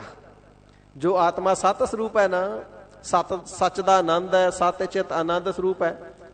ਆਪਣੇ ਸਰੀਰ ਦੀਆਂ ਬੜੀਆਂ ਮਾਲਿਸ਼ਾਂ ਕਰਦਾ ਹੈ, ਸਰੀਰ ਨੂੰ ਖੁਰਾਕਾਂ ਖਵਾਉਂਦਾ ਹੈ, ਸਰੀਰ ਲਈ ਬਸਤਰ ਲੈਂਦਾ ਹੈ, ਸਰੀਰ ਲਈ ਮਿਹਨਤ ਕਰਦਾ ਹੈ, ਸਰੀਰ ਵਾਸਤੇ ਕਮਾਈ ਕਰਦਾ ਹੈ, ਸਰੀਰ ਵਾਸਤੇ ਬਿਲਡਿੰਗਾਂ ਬਣਾਉਂਦਾ ਹੈ, ਬੰਗਲੇ ਬਣਾਉਂਦਾ ਹੈ, ਮਹਿਲ ਖੜੇ ਕਰਦਾ ਹੈ। ਪਰ ਜਿਹੜਾ ਸੱਚ ਸਰੂਪ ਇਸ ਦਾ ਖੁਦ ਦਾ ਆਤਮਾ ਹੈ, ਮਨ ਲੱਗੈ ਨਾ ਰਾਤੀ। ਮਨ ਰੱਤੀ ਮਾਤਰ ਵੀ ਉਸ ਆਤਮ ਸਰੂਪ ਦਾ ਧਿਆਨ ਧਰਦਾ ਹੀ ਨਹੀਂ। ਤੇ ਗੁਰੂ ਪਿਆਰਿਓ, ਸੱਚਾਈ ਇਹ ਹੈ, ਜਦੋਂ ਤੱਕ ਆਪਣੇ ਆਤਮ ਸਰੂਪ ਨੂੰ ਪ੍ਰਾਪਤ ਨਹੀਂ ਕਰਦਾ ਉਦੋਂ ਤੱਕ ਮੁਕਤ ਨਹੀਂ ਹੁੰਦਾ। ਕਿੰਨੇ ਜਨਮ ਜੀਵ ਨੇ ਪਹਿਲਾਂ ਧਾਰੇ ਨੇ ਤੇ ਕਿੰਨੇ ਹੀ ਹੋਰ ਚਾਹੇ ਧਾਰਨੇ ਪੈਣ, ਪਰ ਜਦ ਤੱਕ ਆਤਮ ਸਰੂਪ ਨੂੰ ਪ੍ਰਾਪਤ ਨਹੀਂ ਕਰਦਾ ਉਦੋਂ ਤੱਕ ਵਾਹਿਗੁਰੂ ਜੀ ਦੀ ਅਭੇਦਤਾ ਨਹੀਂ ਮਿਲਦੀ ਹੈ। ਆਤਮ ਗਿਆਨੀ ਮਹਾਂਪੁਰਖਾਂ ਵਾਸਤੇ ਸ਼ਬਦ ਵਰਤਿਆ ਜਾਂਦਾ ਨਾ, ਆਤਮ ਗਿਆਨੀ, ਬ੍ਰਹਮ ਗਿਆਨੀ। ਜਿਸ ਨੂੰ ਬ੍ਰਹਮ ਦਾ ਗਿਆਨ ਉਹ ਬ੍ਰਹਮ ਗਿਆਨੀ, ਜਿਸ ਨੂੰ ਆਤਮਾ ਦਾ ਗਿਆਨ ਉਹ ਆਤਮ ਗਿਆਨੀ। ਆਤਮਾ ਦਾ ਸਰੂਪ ਹੋਣਾ ਹੀ ਬ੍ਰਹਮ ਦਾ ਗਿਆਨ ਹੋਣਾ ਹੈ, ਕਿਉਂਕਿ ਜਿਹੜੀ ਆਤਮਾ ਹੈ ਇਹ ਬ੍ਰਹਮ ਦੀ ਅੰਸ਼ ਹੈ। ਤੇ ਸਤਿਗੁਰੂ ਸੱਚੇ ਪਾਤਸ਼ਾਹ ਜੀ ਬਚਨ ਕਰਦੇ ਨੇ, ਜਿਹੜਾ ਸਰੀਰ ਝੂਠਾ ਹੈ ਉਸ ਨੂੰ ਤੇ ਸੱਚਾ ਕਰਕੇ ਮੰਨ ਲਿਆ, ਤੇ ਜਿਹੜਾ ਆਤਮ ਸਰੂਪ ਸੱਚਾ ਹੈ, ਮਨ ਲੱਗੈ ਨਾ ਰਾਤੀ। ਮਨ ਰੱਤੀ ਮਾਤਰ ਵੀ ਉਸ ਦੇ ਵਿੱਚ ਨਹੀਂ ਲੱਗਦਾ ਹੈ। ਬਾਵੈ ਮਾਰਗ ਟੇਢਾ ਚਲਨਾ। ਬਾਵੈ ਤੋਂ ਭਾਵ ਹੈ ਖੱਬਾ, ਤੇ ਖੱਬੇ ਤੋਂ ਭਾਵ ਇੱਥੇ ਸਤਿਗੁਰੂ ਸੱਚੇ ਪਾਤਸ਼ਾਹ ਜੀ ਨੇ ਸਪਸ਼ਟ ਕਰ ਦਿੱਤਾ, ਟੇਢਾ ਚੱਲਣਾ। ਬਾਵੈ ਮਾਰਗ ਟੇਢਾ ਚੱਲਣਾ। ਸੁਭਾਅ ਐਸਾ ਹੋ ਰਿਹਾ ਹੈ, ਸਿੱਧੇ ਮਾਰਗ ਤੇ ਨਹੀਂ ਜਾਂਦਾ ਤੇ ਖੱਬੇ ਸਜੇ ਜਾਂਦਾ, ਹਮੇਸ਼ਾ ਟੇਢਾ ਹੀ ਚੱਲਦਾ ਹੈ। ਸੂਦੇ ਸੂਦੇ ਰੇਗ ਚੱਲੋ ਤੁਮ, ਸਤਿਗੁਰੂ ਜੀ ਤੇ ਪ੍ਰਵਚਨ ਕਰਦੇ ਨੇ, ਪ੍ਰੇਮਾ ਭਗਤੀ ਦੇ ਮਾਰਗ ਤੇ ਸਿੱਧਾ ਸਿੱਧਾ ਹੀ ਚੱਲ। ਪਰ ਇਹ ਜਿਹੜਾ ਮਨ ਹੈ ਇਹ ਖੱਬੇ ਸੱਜੇ ਦਾ ਉੱਡਦਾ ਹੈ, ਇਹ ਟੇਢਾ ਚੱਲਦਾ ਹੈ। ਕਬਹੂ ਜੀੜਾ ਊਬ ਚੜਤ ਹੈ, ਕਬਹੂ ਜਾਏ ਪਿਆਲੇ, ਲੋਭੀ ਜੀੜਾ ਥਿਰ ਨ ਰਹਿਤ ਹੈ, ਚਾਰੇ ਕੁੰਡਾਂ ਭਾਲੇ। ਚਾਰੇ ਕੁੰਡਾਂ ਦੇ ਵਿੱਚ ਭੱਜਾ ਫਿਰਦਾ ਹੈ ਪਰ ਅੰਦਰ ਨੂੰ ਨਹੀਂ ਆਉਂਦਾ। ਸਤਿਗੁਰੂ ਜੀ ਦੇ ਚਰਨਾਂ ਵਿਖੇ ਇਹ ਤੇ ਅਰਦਾਸਾਂ ਕਰਨ ਵਾਲੇ ਬੜੇ ਨੇ, ਮਹਾਰਾਜ ਸਾਨੂੰ ਬਾਹਰ ਭੇਜ ਦਿਓ, ਸਾਡਾ ਵੀਜ਼ਾ ਲੱਗ ਜਾਵੇ। ਪਰ ਉਹ ਬੜੇ ਵਿਰਲੇ ਹੋਣਗੇ ਜਿਹੜੇ ਆ ਕੇ ਅਰਦਾਸ ਬੇਨਤੀ ਕਰਦੇ ਹੋਣਗੇ, ਮਹਾਰਾਜ ਜੀ ਸਾਨੂੰ ਸਾਡੇ ਅੰਦਰ ਭੇਜ ਦਿਓ। ਬੜੀਆਂ ਸੰਗਤਾਂ ਆ ਕੇ ਅਰਦਾਸਾਂ ਕਰਾਉਂਦੀਆਂ, ਭਾਈ ਸਾਹਿਬ ਜੀ ਆਹ ਅਰਦਾਸ ਕਰਿਓ। ਪਰ ਦਾਸ ਦੇ ਕੋਲ ਅੱਜ ਤੱਕ ਐਸਾ ਕੋਈ ਜਗਿਆਸੂ ਅਰਦਾਸ ਲੈ ਕੇ ਨਹੀਂ ਆਇਆ ਕਿ ਭਾਈ ਸਾਹਿਬ ਸਾਡੀ ਅਰਦਾਸ ਕਰੋ, ਮੈਂ ਆਪਣੇ ਅੰਦਰ ਚਲਿਆ ਜਾਵਾਂ। ਬਾਹਰ ਦੀਆਂ ਅਰਦਾਸਾਂ ਬੜੀਆਂ ਕਰਾਉਂਦੇ ਨੇ, ਤੇ ਜਦ ਤੱਕ ਆਪਣੇ ਅੰਦਰ ਨਹੀਂ ਜਾਂਦਾ, ਭਾਵ ਅੰਦਰਲੇ ਦੇ ਨਾਲ ਨਹੀਂ ਜੁੜਦਾ, ਆਤਮ ਸਰੂਪ ਦੇ ਨਾਲ ਨਹੀਂ ਜੁੜਦਾ, ਫਿਰ ਉਸ ਦੀ ਪ੍ਰਾਪਤੀ ਕਿਵੇਂ ਹੋਵੇਗੀ? ਤੇ ਜੇ ਉਸ ਦੀ ਪ੍ਰਾਪਤੀ ਨਹੀਂ ਹੋਈ, ਆਤਮ ਨੂੰ ਨਹੀਂ ਜਾਣਿਆ, ਆਤਮਾ ਨੂੰ ਨਹੀਂ ਜਾਣਿਆ, ਤੇ ਪ੍ਰਮਾਤਮਾ ਨੂੰ ਕਿਵੇਂ ਜਾਣੇਗਾ? ਤੇ ਜੇ ਪ੍ਰਮਾਤਮਾ ਨੂੰ ਨਹੀਂ ਜਾਣਿਆ ਤੇ ਫਿਰ ਮੁਕਤ ਕਿਵੇਂ ਹੋਵੇਗਾ? ਹਜ਼ੂਰ ਫਰਮਾਵਣਾ ਕਰਦੇ ਨੇ ਨਾ, ਸਵਾਨ ਪੂਛ ਜਿਓ ਭਇਓ ਨਾ ਸੂਧੋ। ਇਹ ਜਿਹੜਾ ਜੀਵ ਹੈ, ਸਵਾਨ ਨਾਮ ਹੈ ਕੁੱਤੇ ਦਾ, ਤੇ ਕੁੱਤੇ ਦੀ ਪੂਛ ਵਾਂਗੂ ਮਨ ਵਿੰਗਾ ਦਾ ਵਿੰਗਾ ਹੀ ਰਹਿੰਦਾ ਹੈ, ਕਦੇ ਸਿੱਧਾ ਹੁੰਦਾ ਹੀ ਨਹੀਂ। ਤੇ ਇੱਕ ਕਹਾਵਤ ਚੱਲਦੀ ਹੈ, ਲੌਕਿਕ ਕਹਾਵਤ ਹੈ ਕਿ ਕੁੱਤੇ ਦੀ ਪੂਛ ਜੇ 12 ਸਾਲ ਵੰਝਲੀ ਪਾਈਪ ਦੇ ਵਿੱਚ ਵੀ ਪਾ ਛੜੀ, ਜਦੋਂ 12 ਸਾਲਾਂ ਬਾਅਦ ਕੱਢੀ ਤੇ ਫਿਰ ਮੁੜ ਗਈ, ਵਿੰਗੀ ਦੀ ਵਿੰਗੀ ਰਹੀ। ਐਸਾ ਹੀ ਇਹ ਮਨ ਹੈ, ਜਿੰਨਾ ਮਰਜੀ ਸਿੱਧਾ ਕਰਨ ਦਾ ਯਤਨ ਕਰੋ। ਹਜ਼ੂਰ ਫਰਮਾਉਂਦੇ ਨੇ ਨਾ, ਬਹੁਤ ਯਤਨ ਮੈਂ ਕੀਨੋ। ਸਾਡੀ ਜੀਵਾਂ ਦੀ ਹਾਲਤ ਬਿਆਨ ਕਰਦੇ ਨੇ, ਬੜੇ ਯਤਨ ਕਰਕੇ ਦੇਖਦੇ ਆ, ਮਨ ਵਿੰਗਾ ਦਾ ਵਿੰਗਾ ਹੀ ਹੈ, ਮਨ ਟੇਢਾ ਦਾ ਟੇਢਾ ਹੀ ਹੈ, ਇਹ ਨਹੀਂ ਸਿੱਧੇ ਮਾਰਗ ਤੇ ਚੱਲਦਾ। ਉਪਦੇਸ਼ ਸਰਵਣ ਕਰਕੇ ਪੜ੍ਹ ਕੇ ਜਾਈਦਾ, ਮਨਾ ਸਤਿਗੁਰੂ ਜੀ ਦੇ ਚਰਨੀ ਲੱਗਣਾ, ਦੁਨੀਆ ਦਾ ਮੋਹ ਨਹੀਂ ਕਰਨਾ, ਬਸ ਹਜ਼ੂਰੀ ਚੋਂ ਬਾਹਰ ਜਾਈਦਾ, ਗੁਰਦੁਆਰਾ ਸਾਹਿਬ ਚੋਂ ਬਾਹਰ ਜਾਈਦਾ, ਘਰ ਪਰਿਵਾਰ ਚ ਹੱਟੀ ਤੇ ਦੁਕਾਨ ਤੇ ਜਾਣ ਦੀ ਦੇਰ ਹੈ, ਮਨ ਫਿਰ ਉੱਥੇ ਹੀ ਲੱਗ ਜਾਂਦਾ ਹੈ ਜਿੱਥੇ ਪਹਿਲਾਂ ਲੱਗਾ ਸੀ। ਸਤਿਗੁਰੂ ਸੱਚੇ ਪਾਤਸ਼ਾਹ ਜੀ ਫਰਮਾਨ ਕਰਦੇ ਨੇ, ਮਨ ਦਾ ਸੁਭਾਅ ਐਸਾ ਹੈ, ਬਾਵੈ ਮਾਰਗ ਟੇਢਾ ਚੱਲਣਾ। ਇਸੇ ਪ੍ਰਕਾਰ ਇੱਕ ਬਾਮ ਮਾਰਗੀਏ ਹੁੰਦੇ ਨੇ, ਉਹਨਾਂ ਦੇ ਪੰਥ ਦਾ ਨਾਮ ਹੈ ਬਾਮ ਮਾਰਗੀ। ਉਹ ਸਦਾ ਟੇਢੇ ਹੀ ਚੱਲਦੇ ਨੇ। ਸ਼ਰਾਬ ਕਬਾਬ ਤੇ ਸ਼ਬਾਬ ਉਹ ਤਿੰਨਾਂ ਦੇ ਵਿੱਚ ਹੀ ਪਰਵਿਰਤ ਨੇ, ਨਹੀਂ ਛੱਡਦੇ ਉਹਨਾਂ ਨੂੰ। ਤੇ ਹਜ਼ੂਰ ਫਰਮਾਨ ਕਰਦੇ ਨੇ ਲੱਗਣਾ ਸੀ ਨਾਮ ਦੇ ਵਿੱਚ, ਲੱਗ ਕੇ ਸ਼ਰਾਬ ਕਬਾਬ ਸ਼ਬਾਬ ਦੇ ਅੰਦਰ ਵਿਸ਼ੇ ਵਿਕਾਰਾਂ ਦੇ ਅਧੀਨ ਹੋ ਕਰਕੇ ਟੇਢੇ ਹੀ ਚੱਲਦੇ ਨੇ। ਸਿੱਧਾ ਛੋੜ ਪੁੱਠਾ ਬੁਨਨਾ, ਜੋ ਸਿੱਧਾ ਸਿੱਧਾ ਪ੍ਰਮਾਤਮਾ ਜੀ ਦਾ ਨਾਮ ਜਪਣਾ ਸੀ ਕਿਤਨਾ ਸੌਖਾ। ਨਾ ਪੁੱਠੇ ਲਟਕਣ ਦੀ ਲੋੜ, ਨਾ ਘਰ ਛੱਡਣ ਦੀ ਲੋੜ, ਨਾ ਖੂਹ ਵਿੱਚ ਲਮਕਣ ਦੀ ਲੋੜ, ਨਾ ਇੱਕ ਪੈਰ ਤੇ ਖਲੋਣ ਦੀ ਲੋੜ, ਨਾ ਅੰਗੂਠੇ ਦੇ ਭਾਰ ਖਲੋਣ ਦੀ ਲੋੜ, ਨਾ ਸਿਰ ਧਰਤੀ ਤੇ ਲਾ ਕੇ ਪੁੱਠੇ ਪੈਰ ਉੱਪਰ ਨੂੰ ਚੱਕ ਕੇ ਤਪੱਸਿਆ ਕਰਨ ਦੀ ਲੋੜ। ਸਤਿਗੁਰੂ ਜੀ ਨੇ ਬੜਾ ਸਿੱਧਾ ਸਿੱਧਾ ਮਾਰਗ ਦੱਸ ਦਿੱਤਾ ਪਿਆਰਿਆ। ਜਿੱਥੇ ਬੈਠਾ ਨਾ ਉੱਥੇ ਹੀ ਬੋਲੀ ਜਾ ਵਾਹਿਗੁਰੂ ਵਾਹਿਗੁਰੂ ਵਾਹਿਗੁਰੂ। ਦੁਕਾਨ ਤੇ ਬੈਠਾ ਤੇ ਉੱਥੇ ਜਪੀ ਜਾਏ, ਗੱਡੀ ਚਲਾਉਣਾ ਤੇ ਉੱਥੇ ਹੀ ਜਪੀ ਜਾਏ, ਟਰੈਕਟਰ ਚਲਾਉਣਾ ਤੇ ਉੱਥੇ ਹੀ ਜਪੀ ਜਾਏ। ਜਿਹੜਾ ਵੀ ਕੰਮ ਕਰਦਾ ਹੈ ਹੱਥ ਪਾਓ ਕਰ ਕਾਮ ਸਭ ਚੀਤ ਨਿਰੰਜਨ ਨਾਲ। ਕਿੱਡਾ ਸਿੱਧਾ ਮਾਰਗ ਹੈ। ਘਰ ਬਾਹਰ ਤਿਆਗਣ ਦੀ ਥੋੜਾ ਲੋੜ ਹੈ। ਬਸਤਰ ਉਤਾਰ ਕੇ ਗਰਮੀਆਂ ਦੀ ਧੁੱਪਾਂ ਵਿੱਚ ਵਗਦੀਆਂ ਲੋਆਂ ਵਿੱਚ ਸਿੱਖਾਂ ਤੈਨੂੰ ਝੁਲਸਣ ਦੀ ਲੋੜ ਨਹੀਂ। ਤੇ ਸਿਆਲ ਦੇ ਦਿਨਾਂ ਦੇ ਵਿੱਚ 101 ਘੜਾ, ਪੋਹ ਦੀਆਂ ਰਾਤਾਂ ਵਿੱਚ 101 ਘੜਾ ਰੱਖ ਦੇਣਾ, ਠੰਡਾ ਹੋ ਜਾਣਾ ਤੇ ਸਵੇਰੇ ਉੱਠ ਕੇ ਧਾਰਾ ਬਣਾ ਕੇ ਆਪਣੇ ਸਿਰ ਤੇ ਪਵਾਉਣਾ। ਉਸ ਨੂੰ ਕਿਹਾ ਜਾਂਦਾ ਸੀ ਜਲ ਧਾਰਾ। ਸਰੀਰ ਠੰਡ ਦੇ ਨਾਲ ਸੁੰਨ ਹੋ ਜਾਂਦਾ ਹੈ, ਕਈਆਂ ਨੂੰ ਨਮੂਨੀਆ ਹੋ ਜਾਂਦਾ ਤੇ ਵਿਚਾਰੇ ਬਿਮਾਰ ਹੋ ਕੇ ਮਰ ਜਾਂਦੇ। ਹਜ਼ੂਰ ਫਰਮਾਉਂਦੇ ਤੈਨੂੰ ਨਹੀਂ ਇਹੋ ਜਿਹੇ ਪੁੱਠੇ ਕੰਮਾਂ ਦੀ ਲੋੜ, ਤੈਨੂੰ ਨਹੀਂ ਆ ਟੇਢੇ ਮੇਢੇ ਮਾਰਗਾਂ ਦੀ ਲੋੜ। ਸਿੱਧਾ ਹੀ ਤੇਰਾ ਕੰਮ ਹੈ, ਜਿੱਥੇ ਬੈਠਾ ਵਾਹਿਗੁਰੂ ਵਾਹਿਗੁਰੂ ਕਰੀ ਜਾ। ਅੰਮ੍ਰਿਤ ਵੇਲੇ ਉੱਠ ਘਰ ਪਰਿਵਾਰ ਦੇ ਵਿੱਚ ਰਹਿੰਦਿਆਂ ਹੋਇਆਂ, ਸਾਰੀਆਂ ਜ਼ਿੰਮੇਵਾਰੀਆਂ ਨਿਭਾਉਂਦਿਆਂ ਹੋਇਆਂ, ਸੱਚ ਦੀ ਧਰਮ ਦੀ ਕਿਰਤ ਕਰਦਿਆਂ ਹੋਇਆਂ, ਦਸਾਂ ਨੋਹਾਂ ਦੀ ਕਿਰਤ ਕਰਦਿਆਂ ਹੋਇਆਂ, ਗੁਰੂ ਕੇ ਨਾਮ ਗਰੀਬਾਂ ਗੁਰਬਿਆਂ ਦੇ ਅਰਥ ਦਸਵੰਧ ਕੱਢਦਿਆਂ, ਦੂਜਿਆਂ ਦੀ ਸੇਵਾ ਕਰਦਿਆਂ, ਸਮਾਜ ਭਲਾਈ ਦੇ ਕਾਰਜ ਕਰਦਿਆਂ, ਤੁਰਦਾ ਫਿਰਦਾ ਚੱਲਦਾ ਸੌਂਦਾ ਬੈਠਦਾ ਵਾਹਿਗੁਰੂ ਵਾਹਿਗੁਰੂ ਕਰੀ ਜਾ। ਸਿੱਧਾ ਰਸਤਾ ਤੇਰਾ ਇਹੋ ਹੀ ਹੈ। ਕਿੱਡਾ ਸਿੱਧਾ ਮਾਰਗ ਹੈ। ਸਰੀਰਕ ਦੁੱਖ ਝੱਲਣ ਦੀ ਲੋੜ ਹੀ ਨਹੀਂ, ਨਾ ਪ੍ਰਸ਼ਾਦਾ ਛੱਡਣ ਦੀ ਲੋੜ ਹੈ, ਨਾ ਦੁੱਧਾਧਾਰੀ ਹੋਣ ਦੀ ਲੋੜ ਹੈ, ਨਾ ਭੁੱਖੇ ਮਰਨ ਦੀ ਲੋੜ ਹੈ, ਨਾ ਪਾਉਣਹਾਰੀ ਹੋਣ ਦੀ ਲੋੜ ਹੈ। ਸਤਿਗੁਰੂ ਸੱਚੇ ਪਾਤਸ਼ਾਹ ਜੀ ਨੇ 36 ਪ੍ਰਕਾਰ ਦੇ ਭੋਜਨ ਬਖਸ਼ੇ ਤੇ ਬਚਨ ਕੀਤਾ ਜਿਹ ਪ੍ਰਸਾਦ 36 ਅੰਮ੍ਰਿਤ ਖਾਹੇ ਤਿਸ ਠਾਕੁਰ ਕਉ ਰੱਖ ਮਨ ਮਾਹੇ। ਇਹ 36 ਪ੍ਰਕਾਰ ਦੇ ਪਦਾਰਥ ਛੱਡਣ ਦੀ ਲੋੜ ਨਹੀਂ। ਜਿਹੜਾ ਪਦਾਰਥ ਦੇਣ ਵਾਲਾ ਦਾਤਾ ਬਸ ਉਸ ਨੂੰ ਹਿਰਦੇ ਚ ਵਸਾ ਲਾ। ਸਿੱਧਾ ਮਾਰਗ ਤੇਰਾ ਇਹੋ ਹੀ ਹੈ। ਹਜ਼ੂਰ ਫਰਮਾਉਂਦੇ ਭਲਿਆ ਜਿਹੜੇ ਲੋਕ ਅੰਨ ਦਾ ਤਿਆਗ ਕਰਕੇ ਕਹਿੰਦੇ ਹੈ ਦੁੱਧਾ ਧਾਰੀ ਹੈ ਪਾਉਣ ਆਹਾਰੀ, ਉਹਨਾਂ ਨੂੰ ਮੁਬਾਰਕ, ਪਰ ਇਹ ਟੇਢਾ ਮਾਰਗ ਤੇਰਾ ਨਹੀਂ। ਸਤਿਗੁਰੂ ਜੀ ਫਰਮਾਨ ਕਰਦੇ ਨੇ ਜਪੀਐ ਨਾਮ ਅੰਨ ਕੈ ਸਾਧ। ਅੰਨ ਸਰੀਰ ਦੀ ਲੋੜ ਮੁਤਾਬਕ ਛਕਣਾ ਤੇ ਜਿਸ ਵਾਹਿਗੁਰੂ ਜੀ ਨੇ ਅੰਨ ਦੇ ਵਿੱਚ ਸਵਾਦ ਭਰ ਦਿੱਤਾ ਉਸ ਦਾ ਨਾਮ ਵੀ ਜਪਣਾ, ਉਸ ਨੂੰ ਨਹੀਂ ਵਿਸਾਰਨਾ। ਪਰ ਜੀਵ ਦਾ ਸੁਭਾਅ ਐਸਾ ਹੋ ਗਿਆ ਸਿੱਧਾ ਛੋੜ, ਜਿਹੜਾ ਸਿੱਧਾ ਮਨ ਨੂੰ ਵਾਹਿਗੁਰੂ ਜੀ ਦੇ ਸਿਮਰਨ ਵਿੱਚ ਬੰਦਗੀ ਵਿੱਚ ਲਾਉਣਾ ਸੀ ਉਹ ਬੰਦਗੀ ਦੇ ਵਿੱਚ ਲਾਉਣਾ ਤੇ ਛੱਡ ਦਿੱਤਾ। ਤੇ ਪੁੱਠਾ ਬੁਣਨਾ, ਮਨ ਦੇ ਨਾਲ ਪੁੱਠੀਆਂ ਗਿਣਤੀਆਂ ਜਿਹੜੀਆਂ ਉਹ ਬੁਣਦਾ ਰਹਿੰਦਾ ਹੈ। ਹਰ ਵੇਲੇ ਚਿਤਵਦੇ ਰਹਿਣਾ, ਸੋਚਦੇ ਰਹਿਣਾ, ਕਲਪਨਾ ਕਰਦੇ ਰਹਿਣਾ, ਆਹ ਕਰਾਂਗੇ ਆਹ ਕਰਾਂਗੇ। ਸਾਇੰਟਿਸਟ ਮੰਨਦੇ ਨੇ ਮਨੁੱਖੀ ਮਨ ਦੇ ਅੰਦਰ 60,000 ਨਿਤ ਨਵੇਂ ਫੁਰਨੇ ਆਉਂਦੇ ਨੇ, ਆਈ ਜਾਂਦੇ ਨੇ, ਭੁੱਲੀ ਜਾਂਦੇ ਨੇ, ਆਉਂਦੇ ਜਾਂਦੇ ਨੇ, ਭੁੱਲਦੇ ਜਾਂਦੇ ਨੇ। 10 ਮਿੰਟ ਪਹਿਲਾਂ ਕੀ ਸੋਚਿਆ ਸੀ ਬਹੁਤਿਆਂ ਨੂੰ ਨਹੀਂ ਪਤਾ। ਸਵੇਰੇ ਜਦੋਂ ਤੇ ਉੱਠੇ ਮਨ ਕਲਪਨਾ ਕਰੀ ਜਾਂਦਾ। ਜੇ ਕਿਸੇ ਨੂੰ ਕਹਿ ਦਈਏ ਬਾਹੋਂ ਫੜ ਕੇ ਭਲਿਆ ਜਿੰਨੀ ਕਲਪਨਾ ਤੇਰੇ ਮਨ ਨੇ ਸਵੇਰ ਤੋਂ ਲੈ ਕੇ ਹੁਣ ਤੱਕ ਕੀਤੀ ਹੈ ਸਾਰੀ ਬੋਲ ਕੇ ਸੁਣਾ, ਤੇ ਨਹੀਂ ਸੁਣਾਈ ਜਾਣੀ ਕਿਉਂਕਿ ਭੁੱਲ ਗਈ। ਜਿੰਨਾ ਉਧੇੜਿਆ ਬੁਣਿਆ ਸਾਰਾ ਖਤਮ ਹੁੰਦਾ ਗਿਆ, ਨਾਲ ਦੀ ਨਾਲ ਅਸਤ ਵਿਅਸਤ ਹੁੰਦਾ ਗਿਆ, ਤਬਾਹ ਬਰਬਾਦ ਹੁੰਦਾ ਰਿਹਾ। ਉਹਦੇ ਵਿੱਚ ਟਿਕਾਏ ਮਨ ਕੁਛ ਵੀ ਨਹੀਂ। ਜਿੰਨਾ ਸੋਚਿਆ ਜਿੰਨਾ ਚਤਰਿਆ ਨਾਲ ਦੀ ਨਾਲ ਖਤਮ ਹੋ ਗਿਆ। ਪਰ ਤਾਂ ਵੀ ਸਿੱਧਾ ਸਿੱਧਾ ਵਾਹਿਗੁਰੂ ਜੀ ਦੇ ਨਾਮ ਵਿੱਚ ਜੁੜਨਾ ਛੱਡ ਕਰਕੇ ਅਪੂਠਾ ਬੁਣਨਾ, ਗਿਣਤੀਆਂ ਨੂੰ ਉਧੇੜਦਾ ਬੁਣਦਾ ਰਹਿੰਦਾ। ਸੋਚਣ ਤੋਂ ਚਿਤਵਨ ਤੋਂ ਹਟਦਾ ਹੀ ਨਹੀਂ ਹੈ ਇਹ ਮਨ। ਸਿਰਿਆਂ ਕਾ ਖਸਮ ਪ੍ਰਭ ਸੋਏ। ਭਾਈ ਇਸ ਮਨ ਦੀ ਬਿਰਤੀ ਅਤੇ ਪ੍ਰਵਿਰਤੀ ਕਰਕੇ ਜਿਹੜਾ ਜੀਵ ਹੈ ਵਾਹਿਗੁਰੂ ਜੀ ਦੇ ਚਰਨਾਂ ਤੋਂ ਟੁੱਟ ਗਿਆ, ਵਿਛੋੜਾ ਪੈ ਗਿਆ ਤੇ ਮਨ ਦੀ ਅਵਸਥਾ ਕਰਕੇ ਹੀ ਵਾਹਿਗੁਰੂ ਜੀ ਤੋਂ ਦੂਰ ਹੋ ਗਿਆ ਤੇ ਪ੍ਰਾਪਤੀ ਤੋਂ ਹੀਣਾ ਹੋ ਗਿਆ। ਮਨ ਦੀ ਅਵਸਥਾ ਹੀ ਐਸੀ ਹੋ ਗਈ, ਫਿਰ ਇਹ ਜਿਹੜੀ ਭਗਤਾਂ ਵਾਲੀ ਚਾਲ, ਪ੍ਰੇਮਾ ਭਗਤੀ ਵਾਲੀ ਚਾਲ, ਇਸ ਤੇ ਚੱਲਿਆ ਨਹੀਂ ਜਾਂਦਾ। ਤੇ ਸਿੱਖਾਂ ਨੇ ਬੇਨਤੀ ਕੀਤੀ ਸੱਚੇ ਪਾਤਸ਼ਾਹ ਗਰੀਬ ਨਿਵਾਜ ਜੀਓ, ਹਜ਼ੂਰ ਪਾਤਸ਼ਾਹ ਜੀਓ, ਸੱਚਮੁੱਚ ਸਾਡਾ ਮਨ ਇਵੇਂ ਟੇਢਾ ਚੱਲਦਾ ਜਿਵੇਂ ਆਪ ਜੀ ਨੇ ਬਖਸ਼ਿਸ਼ ਕਰਕੇ ਫਰਮਾਵਣਾ ਕੀਤਾ। ਮਹਾਰਾਜ ਜੀ ਕਿ ਸਾਡਾ ਇਹ ਪੁੱਠਾ ਮਨ ਕਦੇ ਸਿੱਧਾ ਨਹੀਂ ਹੋ ਸਕਦਾ। ਟੇਢੇ ਮਾਰਗ ਤੇ ਜਾਣ ਵਾਲਾ ਕਦੇ ਸਿੱਧੇ ਰਸਤੇ ਤੇ ਨਹੀਂ ਚੱਲ ਸਕਦਾ। ਤੇ ਹਜ਼ੂਰ ਫਰਮਾਵਣਾ ਕਰਦੇ ਨੇ, ਪਿਆਰਿਓ ਦੋਹਾਂ ਸਿਰਿਆਂ ਦਾ ਜਿਹੜਾ ਮਾਲਕ ਹੈ ਨਾ ਉਹ ਖਸਮ ਵਾਹਿਗੁਰੂ ਆਪ ਹੀ ਹੈ। ਜਿਹੜੇ ਟੇਢੇ ਮਾਰਗ ਤੇ ਚੱਲਦੇ ਨੇ ਉਹਨਾਂ ਦਾ ਮਾਲਕ ਵੀ ਆਪ, ਜਿਹੜੇ ਸਿੱਧੇ ਤੇ ਚੱਲਦੇ ਨੇ ਉਹਨਾਂ ਦਾ ਮਾਲਕ ਵੀ ਆਪ।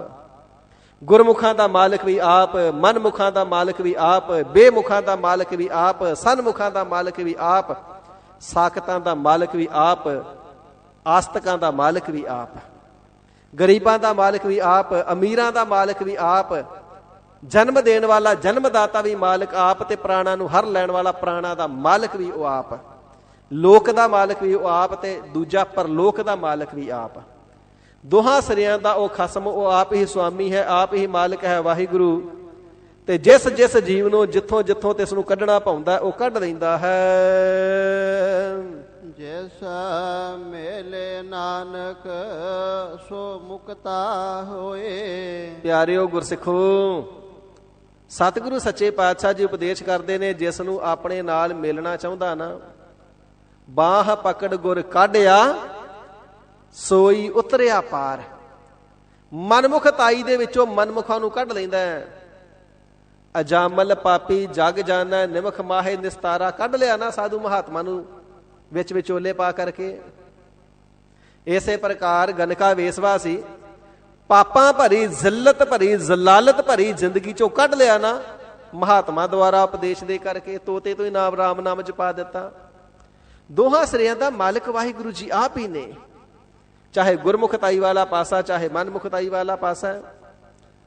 ਤੇ ਹਜ਼ੂਰ ਫਰਮਾਵਣਾ ਕਰਦੇ ਨੇ, ਸਿੱਖੋ ਜਿਸ ਜੀਵ ਨੂੰ ਜਿੱਥੋਂ ਜਦੋਂ ਕੱਢਣਾ ਵਾਹਿਗੁਰੂ ਜੀ ਨੂੰ ਭਾਉਂਦਾ ਹੈ ਆਪ ਹੀ ਕੱਢ ਲੈਂਦੇ ਨੇ। ਮਹਾਰਾਜ ਫਿਰ ਸਾਡੀ ਵਾਰੀ ਕਿਵੇਂ ਆਏ ਕਿ ਅਸੀਂ ਵੀ ਨਿਕਲ ਜਾਈਏ? ਤਾਂ ਸੱਚੇ ਪਾਤਸ਼ਾਹ ਜੀ ਫਰਮਾਨ ਕਰਦੇ, ਪਿਆਰੇ ਉਸ ਵਾਸਤੇ ਅਰਦਾਸ ਹੈ, ਪਲ ਪਲ ਨਿਮਕ ਨਿਮਕ ਘੜੀ ਘੜੀ ਮੁੜ ਮੁੜ ਕੇ ਅਰਦਾਸ।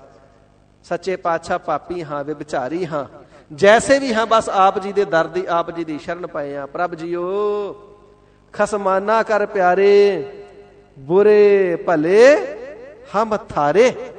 ਚਾਹੇ ਬੁਰੇ ਹਾਂ ਚਾਹੇ ਭਲੇ ਆ, ਬਸ ਥਾਰੇ ਆਪ ਜੀ ਦੇ ਹੀ ਆ। ਕਿਰਪਾ ਕਰਕੇ ਸਾਨੂੰ ਇਹਨਾਂ ਪਾਪਾਂ ਚੋਂ ਕੱਢ ਲੈਣਾ ਕਰੋ। ਜਿਸ ਮੇਲੇ ਨਾਨਕ ਸੋ ਮੁਕਤਾ ਹੋਏ। ਤੇ ਗਰੀਬ ਨਿਵਾਜ ਜੀ ਫਰਮਾਨ ਕਰਦੇ ਨੇ, ਫਿਰ ਜਿਸ ਦੀਆਂ ਅਰਦਾਸਾਂ ਵਾਹਿਗੁਰੂ ਜੀ ਦੇ ਦਰ ਕਬੂਲ ਪੈਂਦੀਆਂ ਨੇ ਤੇ ਜਿਸ ਨੂੰ ਆਪਣੇ ਨਾਲ ਮੇਲਣਾ ਵਾਹਿਗੁਰੂ ਜੀ ਨੂੰ ਭਾਉਂਦਾ ਹੈ, ਵਾਹਿਗੁਰੂ ਜੀ ਕਿਰਪਾਲਤਾ ਕਰਕੇ ਉਸ ਨੂੰ ਫਿਰ ਬੰਧਨਾਂ ਤੋਂ ਮੁਕਤ ਕਰ ਦਿੰਦੇ ਨੇ, ਮਾਇਆ ਦੀ ਜਕੜਨ ਤੋਂ ਮੁਕਤ ਕਰ ਦਿੰਦੇ ਨੇ, ਵਿਸ਼ੇ ਵਿਕਾਰਾਂ ਤੋਂ ਮੁਕਤ ਕਰ ਦਿੰਦੇ ਨੇ।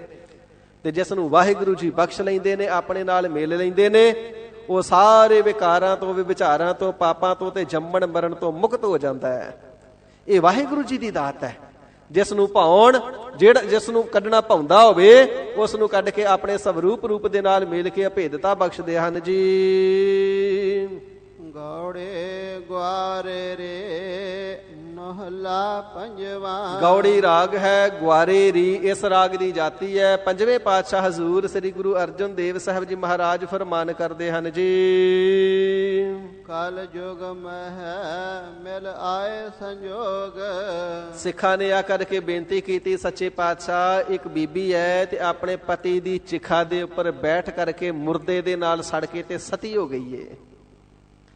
ਤੇ ਮਹਾਂਪੁਰਖ ਸੰਤ ਬਾਬਾ ਗੁਰਬਚਨ ਸਿੰਘ ਜੀ ਖਾਲਸਾ ਭਿੰਡਰਾਂ ਵਾਲਿਆਂ ਨੇ ਬਚਨ ਕਰਨਾ ਕੀਤਾ, ਇਹ ਬੀਬੀ ਜਿਹੜੀ ਕੋਈ ਸਤਵਾਦੀ ਨਹੀਂ ਸੀ, ਸਤ ਪਰਤੱਗੀ ਨਹੀਂ ਸੀ, ਪਤੀਵਰਤ ਧਰਮ ਦੇ ਵਿੱਚ ਪਰਪੱਕ ਵੀ ਨਹੀਂ ਸੀ।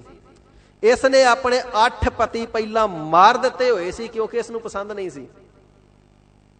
ਤੇ ਜਦੋਂ ਇਹ ਵਾਲਾ ਪਤੀ ਜਿਸ ਦੇ ਨਾਲ ਇਸ ਦਾ ਫਿਰ ਵਿਆਹ ਹੋਇਆ ਜਾਂ ਜਿਸ ਦੇ ਨਾਲ ਰਹਿੰਦੀ ਸੀ, ਜਦੋਂ ਉਹ ਚੜ੍ਹਾਈ ਕਰ ਗਿਆ ਨਾ, ਤੇ ਲੋਕਾਂ ਨੇ ਬੜੇ ਮਿਹਣੇ ਮਾਰੇ, ਵਿਚਾਰਲੇ ਪਾਪਣੇ ਬੰਦੇ ਖਾਣੀਏ, ਜਿਹਦੇ ਨਾਲ ਵਿਆਹੀ ਜਾਨੀ ਏ ਉਸੇ ਨੂੰ ਖਾ ਜਾਨੀ ਏ, ਬੰਦੇ ਮਾਰੀ ਜਾਨੀ ਏ, ਬੰਦੇ ਖਾਣੀ ਕਹਿ ਕਰਕੇ ਇਤਿਆਦਿਕ ਲੋਕਾਂ ਨੇ ਦੁਰਕਾਰਿਆ ਕਿ ਬੀਬੀਆਂ ਤੇ ਆਪਣੇ ਪਤੀ ਦੇ ਨਾਲ ਸਤੀ ਹੋ ਜਾਂਦੀਆਂ ਨੇ, ਸੜ ਕੇ ਮਰ ਜਾਂਦੀਆਂ ਨੇ, ਤੂੰ ਸਾਰਿਆਂ ਨੂੰ ਸਾੜੀ ਜਾਨੀ, ਮਾਰੀ ਜਾਨੀ, ਆ ਫਿਰ ਉਦਾਂ ਦੀ ਉਦਾਂ।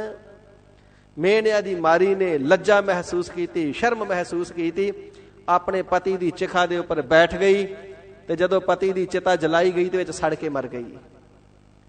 ਤੇ ਹਜ਼ੂਰ ਦੇ ਪਾਸ ਗੁਰਸਿੱਖਾਂ ਨੇ ਬੇਨਤੀ ਕੀਤੀ, ਸੱਚੇ ਪਾਤਸ਼ਾਹ ਫਲਾਨੀ ਜਿਹੜੀ ਬੀਬੀ ਹੈ ਨਾ ਅੱਜ ਸਤੀ ਹੋ ਗਈ ਹੈ, ਅੱਜ ਸੜ ਕੇ ਮਰੀ ਹੈ। ਤੇ ਮਹਾਰਾਜ ਸੱਚੇ ਪਾਤਸ਼ਾਹ ਜੀ ਇਸ ਪ੍ਰਕਾਰ ਮੰਨਿਆ ਜਾਂਦਾ ਕਿ ਜਿਹੜੀ ਬੀਬੀ ਪਤੀ ਦੇ ਨਾਲ ਸਤੀ ਹੁੰਦੀ ਸੜ ਕੇ ਮਰਦੀ ਹੈ, ਭਾਵਨਾ ਹੁੰਦੀ ਹੈ ਜੀ ਮੈਨੂੰ ਆਪਣੇ ਪਤੀ ਦੇ ਨਾਲ ਸਵਰਗਾਂ ਦੇ ਵਿੱਚ ਰਹਿਣਾ ਮਿਲੇਗਾ। ਇਸੇ ਪ੍ਰਕਾਰ ਦੂਸਰੀ ਭਾਵਨਾ ਹੁੰਦੀ ਹੈ ਜੇ ਸਵਰਗ ਨਾ ਮਿਲੇ, ਧਰਤੀ ਤੇ ਜਨਮ ਮਿਲਿਆ ਤੇ ਦੂਜੇ ਜਨਮ ਵਿੱਚ ਇਹੋ ਪਤੀ ਮੈਨੂੰ ਫਿਰ ਮਿਲੇਗਾ। ਸਤਿਗੁਰੂ ਸੱਚੇ ਪਾਤਸ਼ਾਹ ਜੀ ਸੱਤ ਦਾ ਉਪਦੇਸ਼ ਬਖਸ਼ਿਸ਼ ਕਰਦਿਆਂ ਹੋਇਆਂ ਫਰਮਾਨ ਕਰਨਾ ਕਰਦੇ ਨੇ, ਪਿਆਰਿਓ ਇਹ ਵਿਚਾਰਾਂ ਕੇਵਲ ਤਾਂ ਕੇਵਲ ਵਹਿਮ ਭਰਮ ਅਤੇ ਪਖੰਡ ਪੂਰਵਕ ਨੇ, ਇਹ ਸੱਚ ਨਹੀਂ। ਹੱਥ ਜੋੜੇ ਸੱਚੇ ਪਾਤਸ਼ਾਹ ਫਿਰ ਸੱਚ ਦਾ ਉਪਦੇਸ਼ ਜਨਾਬਣਾ ਕਰੋ ਤੇ ਹਜ਼ੂਰ ਫਰਮਾਉਂਦੇ ਹਨ, ਪੰਕਤੀ ਪੜ੍ਹ ਦਿਓ। ਕਲ ਯੁਗ ਮਹਿ ਮਿਲ ਆਏ ਸੰਜੋਗ। ਪਿਆਰਿਓ ਇਹ ਜਿਹੜਾ ਸੰਸਾਰ ਹੈ ਨਾ, ਇਹ ਕਲ ਯੁਗ, ਕਲਾ ਦਾ ਯੁਗ ਹੈ। ਇਸੇ ਪ੍ਰਕਾਰ ਕਲ ਕਲਾ ਦਾ ਯੁਗ ਪ੍ਰਪੰਚ ਹੈ। ਇਹ ਕਲਾ ਰੂਪੀ ਪ੍ਰਪੰਚ ਜਿਹੜਾ ਸੰਸਾਰ ਹੈ, ਮਿਲ ਆਏ ਸੰਜੋਗ, ਜਿਸ ਦਾ ਜਿਸ ਕਿਸੇ ਦੇ ਨਾਲ ਸੰਬੰਧ ਹੋਇਆ ਪੂਰਬਲੇ ਜਨਮਾਂ ਦੇ ਸੰਜੋਗ ਕਰਕੇ ਹੈ। ਪੂਰਬ ਜਨਮ ਕੇ ਮਿਲੇ ਸੰਜੋਗੀ, ਇਹ ਪੂਰਬਲੇ ਜਨਮਾਂ ਦਾ ਲੈਣਾ ਦੇਣਾ ਸੀ, ਪੂਰਬਲੇ ਜਨਮਾਂ ਦਾ ਸੰਬੰਧ ਸੀ। ਉਸ ਸੰਬੰਧ ਕਰਕੇ ਮੋਹ ਸੀ, ਉਹਨਾਂ ਮੋਹ ਦੀਆਂ ਤੰਦਾਂ ਨੇ ਮਨਾਂ ਨੂੰ ਫਿਰ ਖਿੱਚ ਲਿਆ ਤਾਂ ਸਰੀਰਾਂ ਨੂੰ ਫਿਰ ਮਿਲਾ ਦਿੱਤਾ। ਇਹ ਤੇ ਪੂਰਬਲੇ ਜਨਮਾਂ ਦੇ ਸੰਜੋਗ ਕਰਕੇ ਇੱਥੇ ਕੋਈ ਭਰਾ ਬਣ ਗਿਆ, ਕੋਈ ਭੈਣ ਭਰਾ ਬਣ ਗਿਆ, ਕੋਈ ਮਾਤਾ ਪਿਤਾ ਬਣ ਗਿਆ, ਕੋਈ ਮਾਂ ਧੀ ਬਣ ਗਈ, ਕੋਈ ਮਾਂ ਪੁੱਤ ਬਣ ਗਿਆ, ਕੋਈ ਪਿਓ ਧੀ ਬਣ ਗਈ, ਕੋਈ ਪਿਓ ਪੁੱਤ ਬਣ ਗਿਆ, ਕੋਈ ਨਾਨਕੇ ਬਣ ਗਏ, ਕੋਈ ਦਾਦਕੇ ਬਣ ਗਏ, ਕੋਈ ਸਹੁਰੇ ਬਣ ਗਏ, ਕੋਈ ਮਿੱਤਰ ਸੰਬੰਧੀ ਰਿਸ਼ਤੇਦਾਰ ਬਣ ਗਏ। ਇਹ ਜਿੰਨੇ ਸੰਬੰਧੀ ਇਹ ਮਤਾ ਜਾਣੋ ਇਹ ਪਹਿਲੀ ਵਾਰ ਮਿਲੇ ਆ।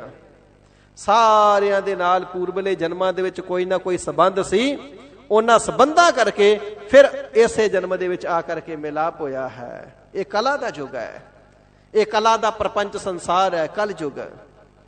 ਭਾਵੇਂ ਕਿ ਜਿਹੜਾ ਕਲ ਯੁੱਗ ਹੈ ਇਹ ਚਾਰ ਯੁੱਗਾਂ ਦੇ ਵਿੱਚੋਂ ਚੌਥਾ ਯੁੱਗ ਵੀ ਹੈ, ਸਤਯੁੱਗ, ਤ੍ਰੇਤਾ, ਦੁਆਪਰ ਤੇ ਕਲ ਯੁੱਗ। ਪਰ ਇੱਥੇ ਭਾਵ ਕੱਲੇ ਕਲ ਯੁੱਗ ਤੋਂ ਨਹੀਂ, ਕਿਉਂਕਿ ਪਤੀ ਪਤਨੀ ਤੇ ਬਾਕੀ ਸਰੀਰਾਂ ਦਾ ਸੰਬੰਧ ਕੱਲਾ ਕਲ ਯੁੱਗ ਵਿੱਚ ਹੀ ਥੋੜਾ, ਸਾਰੇ ਯੁੱਗਾਂ 'ਚ ਹੀ ਹੁੰਦਾ ਸੀ। ਇਸ ਕਰਕੇ ਇੱਥੇ ਯੁੱਗ ਤੋਂ ਭਾਵ ਹੈ ਪ੍ਰਪੰਚ। ਇਹ ਜਿਹੜਾ ਕਲਾ ਦਾ ਪ੍ਰਪੰਚ ਸੰਸਾਰ ਹੈ, ਝੂਠਾ ਹੈ। ਜਿਤਨੇ ਜੀਵਾਂ ਦਾ ਇੱਕ ਦੂਜੇ ਦੇ ਨਾਲ ਸੰਬੰਧ ਹੋਇਆ ਹੈ ਉਹ ਪੂਰਬਲੇ ਜਨਮਾਂ ਦੇ ਸੰਜੋਗ ਕਰਕੇ ਹੋਇਆ ਹੈ। ਜਿਚਰ ਆਗਿਆ ਤਿਚਰ ਭੋਗ ਹੈ ਭੋਗ। ਜਿਤਨੇ ਸਮੇਂ ਤੱਕ ਵਾਹਿਗੁਰੂ ਜੀ ਦੀ ਆਗਿਆ ਹੈ, ਭਾਈ ਤੂੰ ਇਤਨਾ ਸਮਾਂ ਜਿਉਣਾ ਹੈ, ਇਤਨਾ ਸਮਾਂ ਸਰੀਰ ਲੈ ਕਰਕੇ ਸਰੀਰ ਦੇ ਵਿੱਚ ਧਰਤੀ ਦੇ ਉੱਪਰ ਰਹਿਣਾ ਹੈ। ਤੇ ਚਿਰ ਭੋਗ ਹੈ ਭੋਗ, ਉਤਨਾ ਸਮਾਂ ਪਤੀ ਪਤਨੀ ਦੇ ਸੰਬੰਧ ਕਰਕੇ ਵਿਸ਼ੇ ਸੁੱਖਾਂ ਨੂੰ ਭੋਗਦਾ ਹੈ।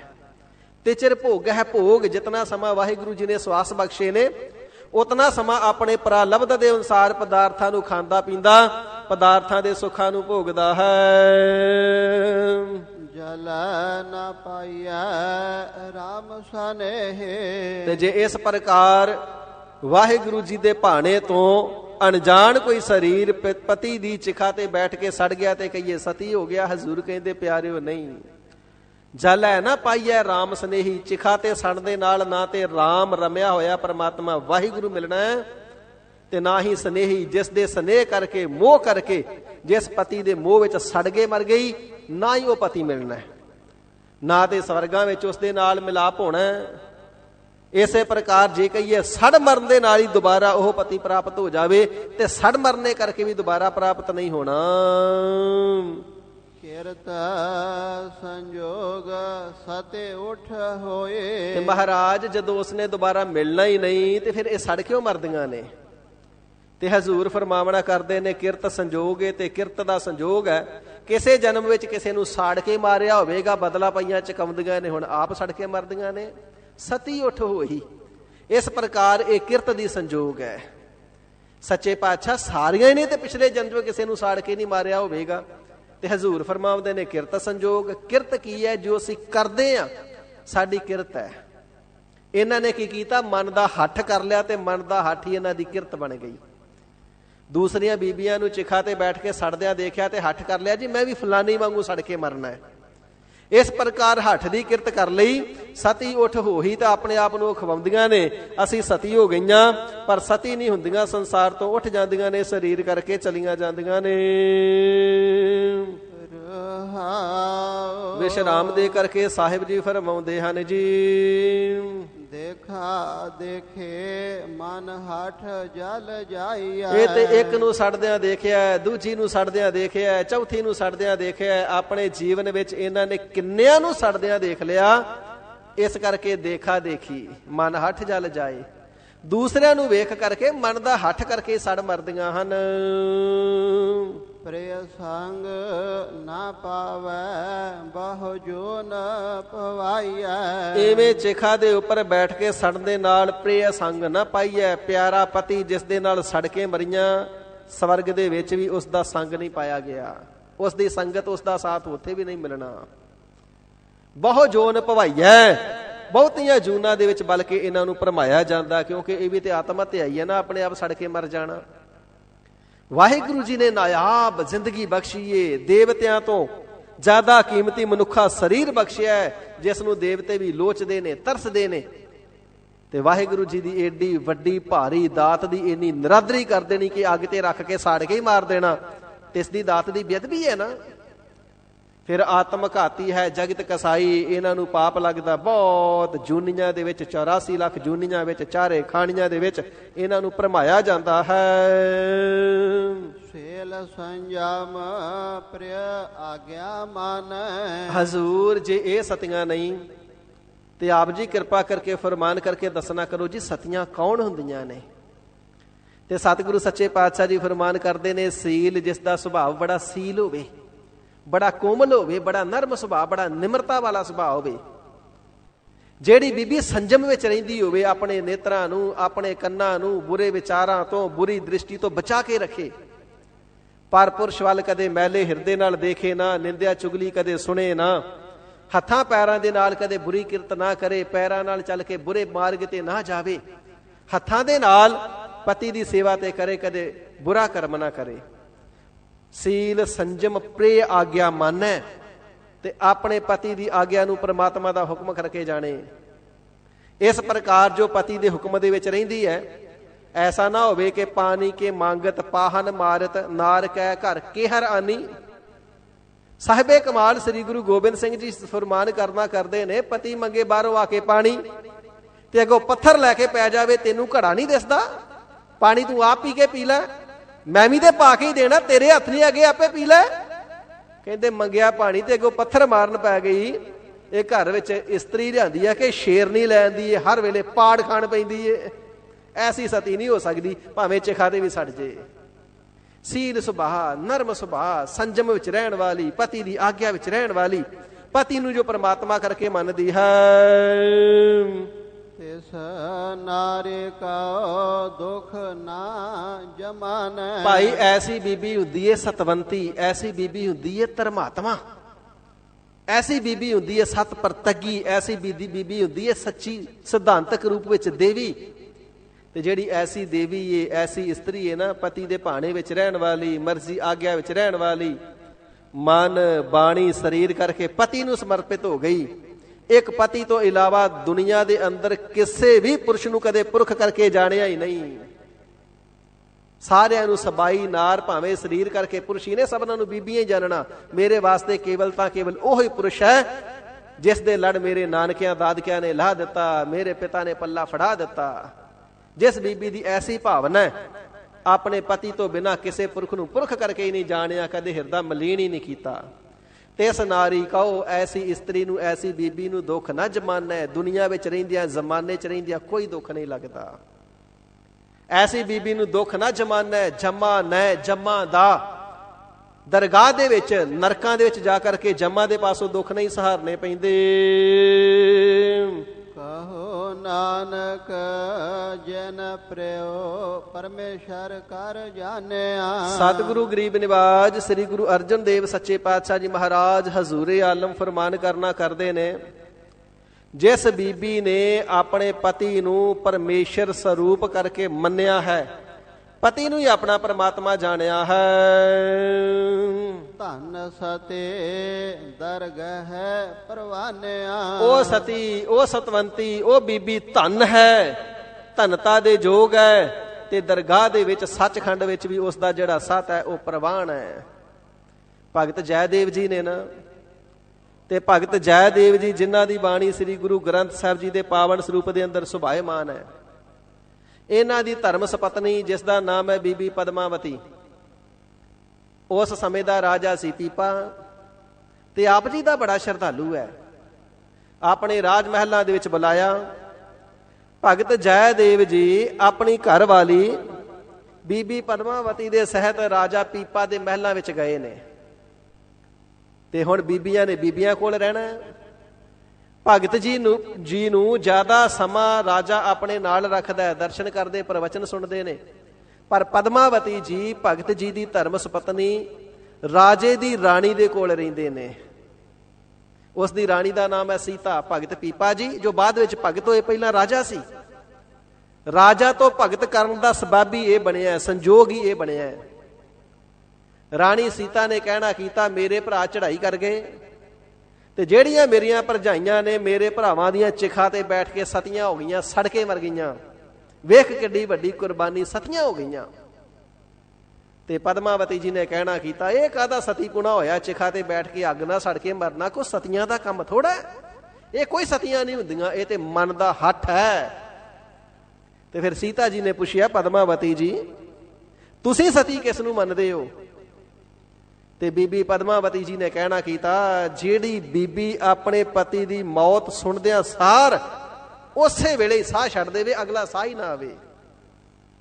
ਵਿਛੋੜਾ ਸੁਣੇ ਦੁੱਖ, ਵਿਛੋੜੇ ਦਾ ਦੁੱਖ ਏਡਾ ਵੱਡਾ ਭਾਰੀ ਹਿਰਦੇ ਨੂੰ ਪੋਵੇ ਕਿ ਅਕਾਲ ਪੁਰਖ ਵਾਹਿਗੁਰੂ ਜੀ ਤੋਂ ਬਿਨਾਂ ਜਿਵੇਂ ਭਗਤ ਨਹੀਂ ਜਿਉਂਦੇ, ਧਰਮ ਸੁਪਤਨੀ ਆਪਣੇ ਪਤੀ ਤੋਂ ਬਿਨਾਂ ਜੀਵੇ ਹੀ ਨਾ। ਸੁਣੀ ਪਤੀ ਦੀ ਮੌਤ ਤੇ ਹੌਕੇ ਨਾਲ ਹੀ ਪ੍ਰਾਣ ਨਿਕਲ ਜਾਣ, ਉਹ ਹੈ ਸਤੀ। ਤਾਂ ਹੁਣ ਰਾਣੀ ਸੀਤਾ ਨੂੰ ਬੜਾ ਗੁੱਸਾ ਲੱਗਾ, ਮੇਰੇ ਭਰਾ ਮਰ ਗਏ, ਭਰਜਾਈਆਂ ਮੇਰੀਆਂ ਸਤੀ ਹੋ ਗਈਆਂ ਤੇ ਸਤੀਆਂ ਨੂੰ ਸਤੀ ਨਹੀਂ ਮੰਨਦੀ। ਕਹਿੰਦੀ ਦੇਖ ਲਵਾਂਗੀ ਇੱਕ ਦਿਨ ਤੇਰਾ ਵੀ ਸਤ। ਕੁਝ ਸਮਾਂ ਲੰਘ ਗਿਆ, ਕੁਝ ਦਿਨ ਲੰਘ ਗਏ, ਹਫ਼ਤੇ ਲੰਘ ਗਏ, ਮਹੀਨੇ ਲੰਘ ਗਏ, ਤੇ ਰਾਣੀ ਸੀਤਾ ਹਰ ਵੇਲੇ ਮਨ ਵਿੱਚ ਚਿਤਵਦੀ ਰਹਿੰਦੀ, ਹੁਣ ਮੈਂ ਇਹਦਾ ਸਤ ਪਰਖਣਾ ਤੇ ਕਿਵੇਂ ਪਰਖਾਂ। ਇੱਕ ਦਿਨ ਰਾਜਾ ਚੱਲਿਆ ਸ਼ਿਕਾਰ ਨੂੰ, ਤੇ ਰਾਣੀ ਨੇ ਕਹਿਣਾ ਕੀਤਾ, ਹੇ ਰਾਜਨ ਭਗਤ ਜੀ ਨੂੰ ਵੀ ਨਾਲ ਲੈ ਜਾਵੋ, ਪਰ ਇੱਕ ਕੰਮ ਤੁਸੀਂ ਅੱਜ ਮੇਰੀ ਮਰਜ਼ੀ ਦਾ ਕਰਨਾ ਹੈ। ਦੱਸ ਰਾਣੀ ਕਿਹੜਾ ਕੰਮ ਤੇਰੀ ਮਰਜ਼ੀ ਦਾ ਹੈ? ਕਹਿਣ ਲੱਗੀ, ਜਦੋਂ ਤੁਸੀਂ ਜੰਗਲ ਵਿੱਚ ਸ਼ਿਕਾਰ ਕਰੋਗੇ ਤੇ ਜਾਨਵਰਾਂ ਦਾ ਖੂਨ ਉਸ ਦੇ ਨਾਲ ਭਗਤ ਦੇ ਕੱਪੜੇ ਲਬੇੜ ਕੇ ਤੁਸੀਂ ਮੇਰੇ ਕੋਲ ਭੇਜ ਦੇਣੇ, ਬਸ ਇੰਨਾ ਕੁ ਮੇਰਾ ਕੰਮ ਕਰ ਦਿਓ। ਰਾਜਾ ਕਹਿਣ ਲੱਗਾ ਠੀਕ ਹੈ। ਬੇਨਤੀ ਕਰਕੇ ਭਗਤ ਜੀ ਨੂੰ ਆਪਣੇ ਨਾਲ ਸ਼ਿਕਾਰ ਵਾਸਤੇ ਲੈ ਗਏ ਨੇ। ਰਾਜਾ ਪੀਪਾ ਜੀ ਜੰਗਲ ਵਿੱਚ ਜਾ ਕਰਕੇ ਬਹਾਨੇ ਦੇ ਨਾਲ ਕੱਪੜੇ ਉਤਾਰ ਲਏ। ਮਹਾਰਾਜ ਆ ਕੱਪੜੇ ਤੁਸੀਂ ਬੜੇ ਸਾਦੇ ਜੇ ਪਾਏ ਨੇ, ਨਾਲ ਤੁਸੀਂ ਮੇਰੇ ਆਏ ਹੋ। ਮੇਰੇ ਗੁਰੂ ਮੇਰੇ ਉਪਦੇਸ਼ਕ ਸਾਦੇ ਜੇ ਕੱਪੜੇ ਨਹੀਂ ਆਪ ਜੀ ਨੂੰ ਸੋਭਦੇ। ਸ਼ਾਹੀ ਪੁਸ਼ਾਕ ਦੇ ਦਿੱਤੀ, ਆ ਲੋ ਤੁਸੀਂ ਇਹ ਜਾਮਾ ਪਹਿਨੋ, ਮਹਾਰਾਜ ਇਹ ਕੱਪੜੇ ਉਤਾਰ ਦਿਓ। ਭਗਤ ਜੀ ਭੋਲੇ ਭਾ ਕੱਪੜੇ ਉਤਾਰ ਦਿੱਤੇ, ਰਾਜੇ ਦੀ ਪੁਸ਼ਾਕ ਪਹਿਨੀ ਤੇ ਸ਼ੁਕਰਾਨੇ ਵਿੱਚ ਜੁੜ ਗਏ। ਮਹਾਰਾਜ ਤੁਸੀਂ ਧੰਨ ਹੋ, ਚੜੇ ਆ ਸ਼ਿਕਾਰ ਨੂੰ, ਆਏ ਆ ਜੰਗਲਾਂ ਵਿੱਚ ਤੇ ਪੁਸ਼ਾਕਾਂ ਰਾਜਿਆਂ ਵਾਲਾ ਪਹਿਨਾ ਦਿੱਤਾ। ਐਸਾ ਵਾਹਿਗੁਰੂ ਜੀ ਦਾ ਸ਼ੁਕਰਾਨਾ ਕੀਤਾ, ਚੌਂਕੜਾ ਮਾਰਿਆ, ਸੁਰਤ ਜੁੜ ਗਈ, ਬਸ ਉੱਥੇ ਹੀ ਸਮਾਧੀ ਲੱਗ ਗਈ। ਵਾਹਿਗੁਰੂ ਤੁਸੀਂ ਧੰਨ ਹੋ, ਪਰਮਾਤਮਾ ਤੁਸੀਂ ਧੰਨ ਹੋ। ਇਧਰ ਰਾਜੇ ਨੇ ਜਿਹੜੇ ਜਾਨਵਰ ਮਾਰੇ ਸੀ ਉਹਨਾਂ ਦੇ ਖੂਨ ਦੇ ਨਾਲ ਭਗਤ ਜੀ ਦਾ ਜਾਮਾ ਜਿਹੜਾ ਸੀ ਕੱਪੜੇ ਲਬੇੜੇ, ਮਹਿਲ ਵਿੱਚ ਰਾਣੀ ਨੂੰ ਭੇਜਤੇ। ਤਾਂ ਰਾਣੀ ਕੱਪੜੇ ਲੈ ਕਰਕੇ ਪਦਮਾਵਤੀ ਜੀ ਦੇ ਕੋਲ ਗਈ। ਹੇ ਪਦਮਾਵਤੀ, ਅੱਜ ਰੱਬ ਦਾ ਕਹਿਰ ਵਾਪਰਿਆ, ਅੱਜ ਐਸਾ ਮੋੜ ਭਾਣਾ ਵਾਪਰਿਆ ਜਿਹੜਾ ਅਤਿਅੰਤ ਦੁਖਦਾਈ ਹੈ। ਪੁੱਛਿਆ ਭੈਣੇ ਕੀ ਹੋਇਆ? ਕਹਿਣ ਲੱਗੀ, ਤੇਰਾ ਪਤੀ ਜੰਗਲ ਵਿੱਚ ਰਾਜੇ ਨਾਲ ਸ਼ਿਕਾਰ ਖੇਡਣ ਗਿਆ ਸੀ, ਉੱਥੇ ਸ਼ੇਰ ਨੇ ਭਗਤ ਜੀ ਨੂੰ ਮਾਰ ਦਿੱਤਾ। ਦੇਖ ਉਹਨਾਂ ਦੇ ਖੂਨ ਦੇ ਨਾਲ ਰੰਗੇ ਹੋਏ ਆ ਕੱਪੜੇ ਨੇ। ਪਤੀ ਦੀ ਮੌਤ ਸੁਣੀ, ਦੂਜਾ ਸਾਹ ਨਹੀਂ ਲਿਆ, ਹੌਕਾ ਨਿਕਲਿਆ ਤੇ ਪਦਮਾਵਤੀ ਜੀ ਉੱਥੇ ਹੀ ਜ਼ਮੀਨ ਤੇ ਧੜ ਕਰਦੇ ਡਿੱਗ ਪਏ। ਨਬਜ ਦੇਖੀ, ਮੱਤਾ ਦੇਖਿਆ, ਸਰੀਰ ਵਿੱਚ ਤਾਪਮਾਨ ਨਹੀਂ, ਨਬਜ ਖੜ ਗਈ ਏ, ਧੜਕਣ ਰੁਕ ਗਈ ਏ। ਬੜਾ ਪਛਤਾਪ ਹੋਇਆ, ਮੈਨੂੰ ਇਸ ਦਾ ਸੱਤ ਨਹੀਂ ਸੀ ਪਰਖਣਾ ਚਾਹੀਦਾ। ਇਹ ਤਾਂ ਸੱਚਮੁੱਚ ਹੀ ਐਸੀ ਸਤੀ ਏ ਜਿਸ ਨੇ ਪਤੀ ਦੀ ਮੌਤ ਦੀ ਖਬਰ ਸੁਣਦਿਆਂ ਹੀ ਪ੍ਰਾਣ ਤਿਆਗ ਦਿੱਤੇ। ਹੁਣ ਪਤਾ ਲੱਗਣਾ ਹੀ ਸੀ, ਖਬਰ ਰਾਜੇ ਤੱਕ ਵੀ ਪਹੁੰਚ ਗਈ। ਭਗਤ ਜੀ ਦੀ ਧਰਮ ਸੁਪਤਨੀ ਪਦਮਾਵਤੀ ਜੀ ਨੇ ਪ੍ਰਾਣ ਤਿਆਗ ਦਿੱਤੇ ਹੈ। ਦੌੜੇ ਮਹਿਲਾਂ ਵਿੱਚ ਆਏ, ਰਾਣੀ ਨੂੰ ਪੁੱਛਿਆ ਕੀ ਭਾਣਾ ਵਾਪਰਿਆ। ਸਾਰੀ ਗੱਲ ਦੱਸੀ। ਮਹਾਰਾਜ ਮੇਰੇ ਕਰਕੇ ਹੋਇਆ, ਮੈਂ ਇਸ ਦਾ ਸੱਤ ਪਰਖਿਆ ਸੀ, ਪਰ ਸੱਚਮੁੱਚ ਹੀ ਇਹ ਤਾਂ ਸੱਤ ਪਰਤੱਗੀ ਨਿਕਲੀ, ਇਹ ਤਾਂ ਪਤੀ ਪ੍ਰਤ ਦੇ ਧਰਮ ਦੇ ਵਿੱਚ ਪ੍ਰਪੱਕ ਨਿਕਲੀ। ਇਹਨੇ ਤੇ ਪਤੀ ਦੀ ਮੌਤ ਸੁਣਦਿਆਂ ਸਾਰ ਹੀ ਆਪਣੇ ਪ੍ਰਾਣ ਤਿਆਗ ਦਿੱਤੇ। ਬਾਝ ਪਿਆਰੇ ਆਪਣੇ ਬਿਰਹੀ ਨਾ ਤੀਰੋਧ।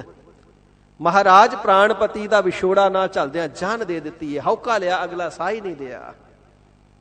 ਉਦੋਂ ਭਗਤ ਜੈਦੇਵ ਜੀ ਨੂੰ ਰਾਜਾ ਕੀ ਮੂੰਹ ਦਿਖਾਵੇ, ਬੜੀ ਸ਼ਰਮਿੰਦਗੀ ਹੈ। ਮੇਰੀ ਘਰ ਵਾਲੀ ਨੇ ਇਹਨਾਂ ਦੀ ਧਰਮ ਸੁਪਤਨੀ ਦਾ ਸੱਤ ਪਰਖਿਆ, ਉਸਨੇ ਜਾਨ ਦੇ ਦਿੱਤੀ, ਤੇ ਮੈਂ ਹੁਣ ਕੀ ਮੂੰਹ ਆਪਣੇ ਗੁਰੂ ਆਪਣੇ ਇਸ਼ਟ ਨੂੰ ਦਿਖਾਵਾਂ, ਭਗਤ ਜੀ ਨੂੰ ਦਿਖਾਵਾਂ।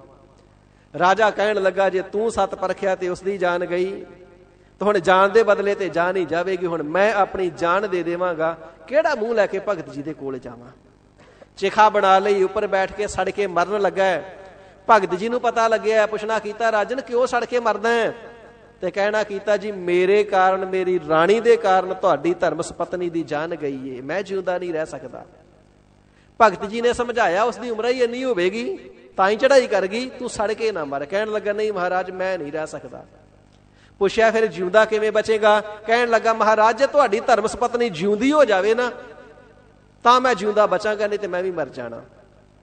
ਭਗਤ ਜੀ ਨੇ ਸਮਝਾਇਆ, ਰਾਜਾ ਪੀਪਾ ਨਹੀਂ ਸਮਝਦਾ। ਜਦੋਂ ਬਹੁਤਾ ਹੱਠ ਕੀਤਾ, ਫਿਰ ਜਲ ਮੰਗਾਇਆ, ਪਰਮਾਤਮਾ ਦਾ ਨਾਮ ਲੈ ਕਰਕੇ ਛੱਟਾ ਮਾਰਿਆ, ਤੇ ਪਦਮਾਵਤੀ ਜੀ ਉੱਠ ਕੇ ਬੈਠ ਗਏ। ਕਹਿਣ ਲੱਗੇ, ਪਤੀ ਜੀ ਤੁਸੀਂ ਕਿੱਥੇ ਚਲੇ ਗਏ ਸੀ? ਮੈਂ ਤਾਂ ਪਰਲੋਕ ਵਿੱਚ ਤੁਹਾਨੂੰ ਲੱਭਦੀ ਫਿਰਦੀ ਸੀ, ਸਵਰਗ ਵਿੱਚ ਵੇਖਿਆ, ਬੈਕੁੰਠ ਧਾਮ ਵਿੱਚ ਵੇਖਿਆ, ਮੈਂ ਸ਼ਿਵਪੁਰੀ, ਇੰਦਰਪੁਰੀ, ਬ੍ਰਹਮਪੁਰੀ, ਸੱਚਖੰਡ ਸਾਰਿਆ ਸਗਾ ਤੇ ਤੁਹਾਨੂੰ ਹੀ ਲੱਭਦੀ ਸੀ, ਤੁਹਾਡੇ ਤੋਂ ਬਿਨਾਂ ਮੇਰਾ ਮਨ ਨਹੀਂ ਸੀ ਲੱਗਦਾ। ਚੰਗਾ ਕੀਤਾ ਤੁਸੀਂ ਚਰਨਾਂ ਦੀ ਸੇਵਾ ਵਾਸਤੇ ਫਿਰ ਵਾਪਸ ਹੀ ਬੁਲਾ ਲਿਆ। ਹਜ਼ੂਰ ਫਰਮਾਉਂਦੇ, ਭਾਈ ਇਹ ਹੁੰਦੀਆਂ ਨੇ ਸਤੀਆਂ, ਜੇ ਬਿਰਹੇ ਚੋਟ ਮਰਨ, ਸਤਿਆ ਇਹ ਨਾ ਆਖੀਨ, ਜੇ ਮੜਿਆ ਲੱਗ ਜਲਨ, ਸਤਿਆਂ ਸੇ ਨਾਨਕਾ, ਜੇ ਬਿਰਹੇ ਚੋਟ ਮਰਨ।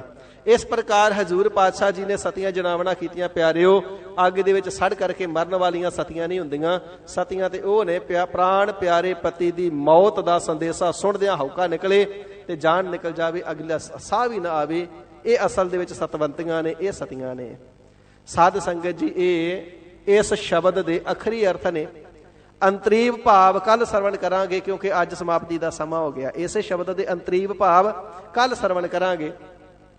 ਗੁਰੂ ਗਰੀਬ ਨਿਵਾਜ ਸਤਿਗੁਰੂ ਸ੍ਰੀ ਗੁਰੂ ਅਰਜਨ ਦੇਵ ਸੱਚੇ ਪਾਤਸ਼ਾਹ ਮਹਾਰਾਜ ਸਾਹਿਬ ਜੀ ਨੇ ਕਿਰਪਾਲਤਾ ਕਰਕੇ ਗੁਰਸਿੱਖਾਂ ਦੀ ਬੇਨਤੀ ਤੇ ਗੁਰਸਿੱਖਾਂ ਦੇ ਸ਼ੰਕੇ ਕੱਢਣ ਵਾਸਤੇ ਪਤੀ ਬ੍ਰਤ ਧਰਮ ਵਿੱਚ ਦ੍ਰਿੜ ਕਰਾਉਣੇ ਵਾਲਾ ਉਪਦੇਸ਼ ਤੇ ਇਸੇ ਪ੍ਰਕਾਰ ਅਕਾਲ ਪੁਰਖ ਵਾਹਿਗੁਰੂ ਜੀ ਦੀ ਬੰਦਗੀ ਦਾ ਉਪਦੇਸ਼ ਕਿਰਪਾਲਤਾ ਕਰਕੇ ਬਖਸ਼ਿਸ਼ ਕਰਕੇ ਫਰਮਾਵਣਾ ਕੀਤਾ ਹੈ।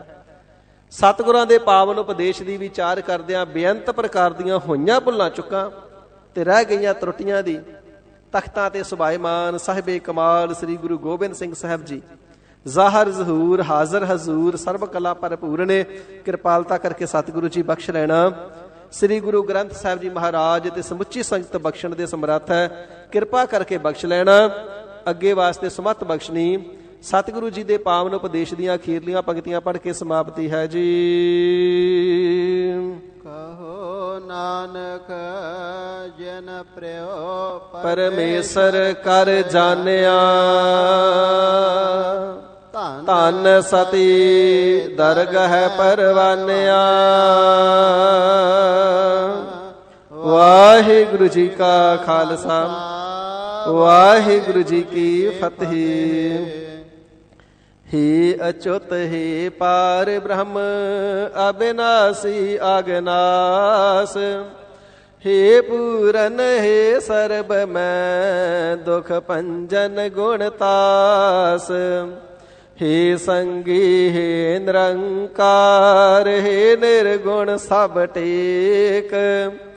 हे गोविंद हे गुण निधान जाकै सदा विवेक।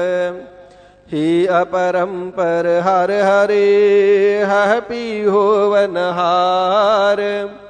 हे संतह कै सदा संग निधारा आधार।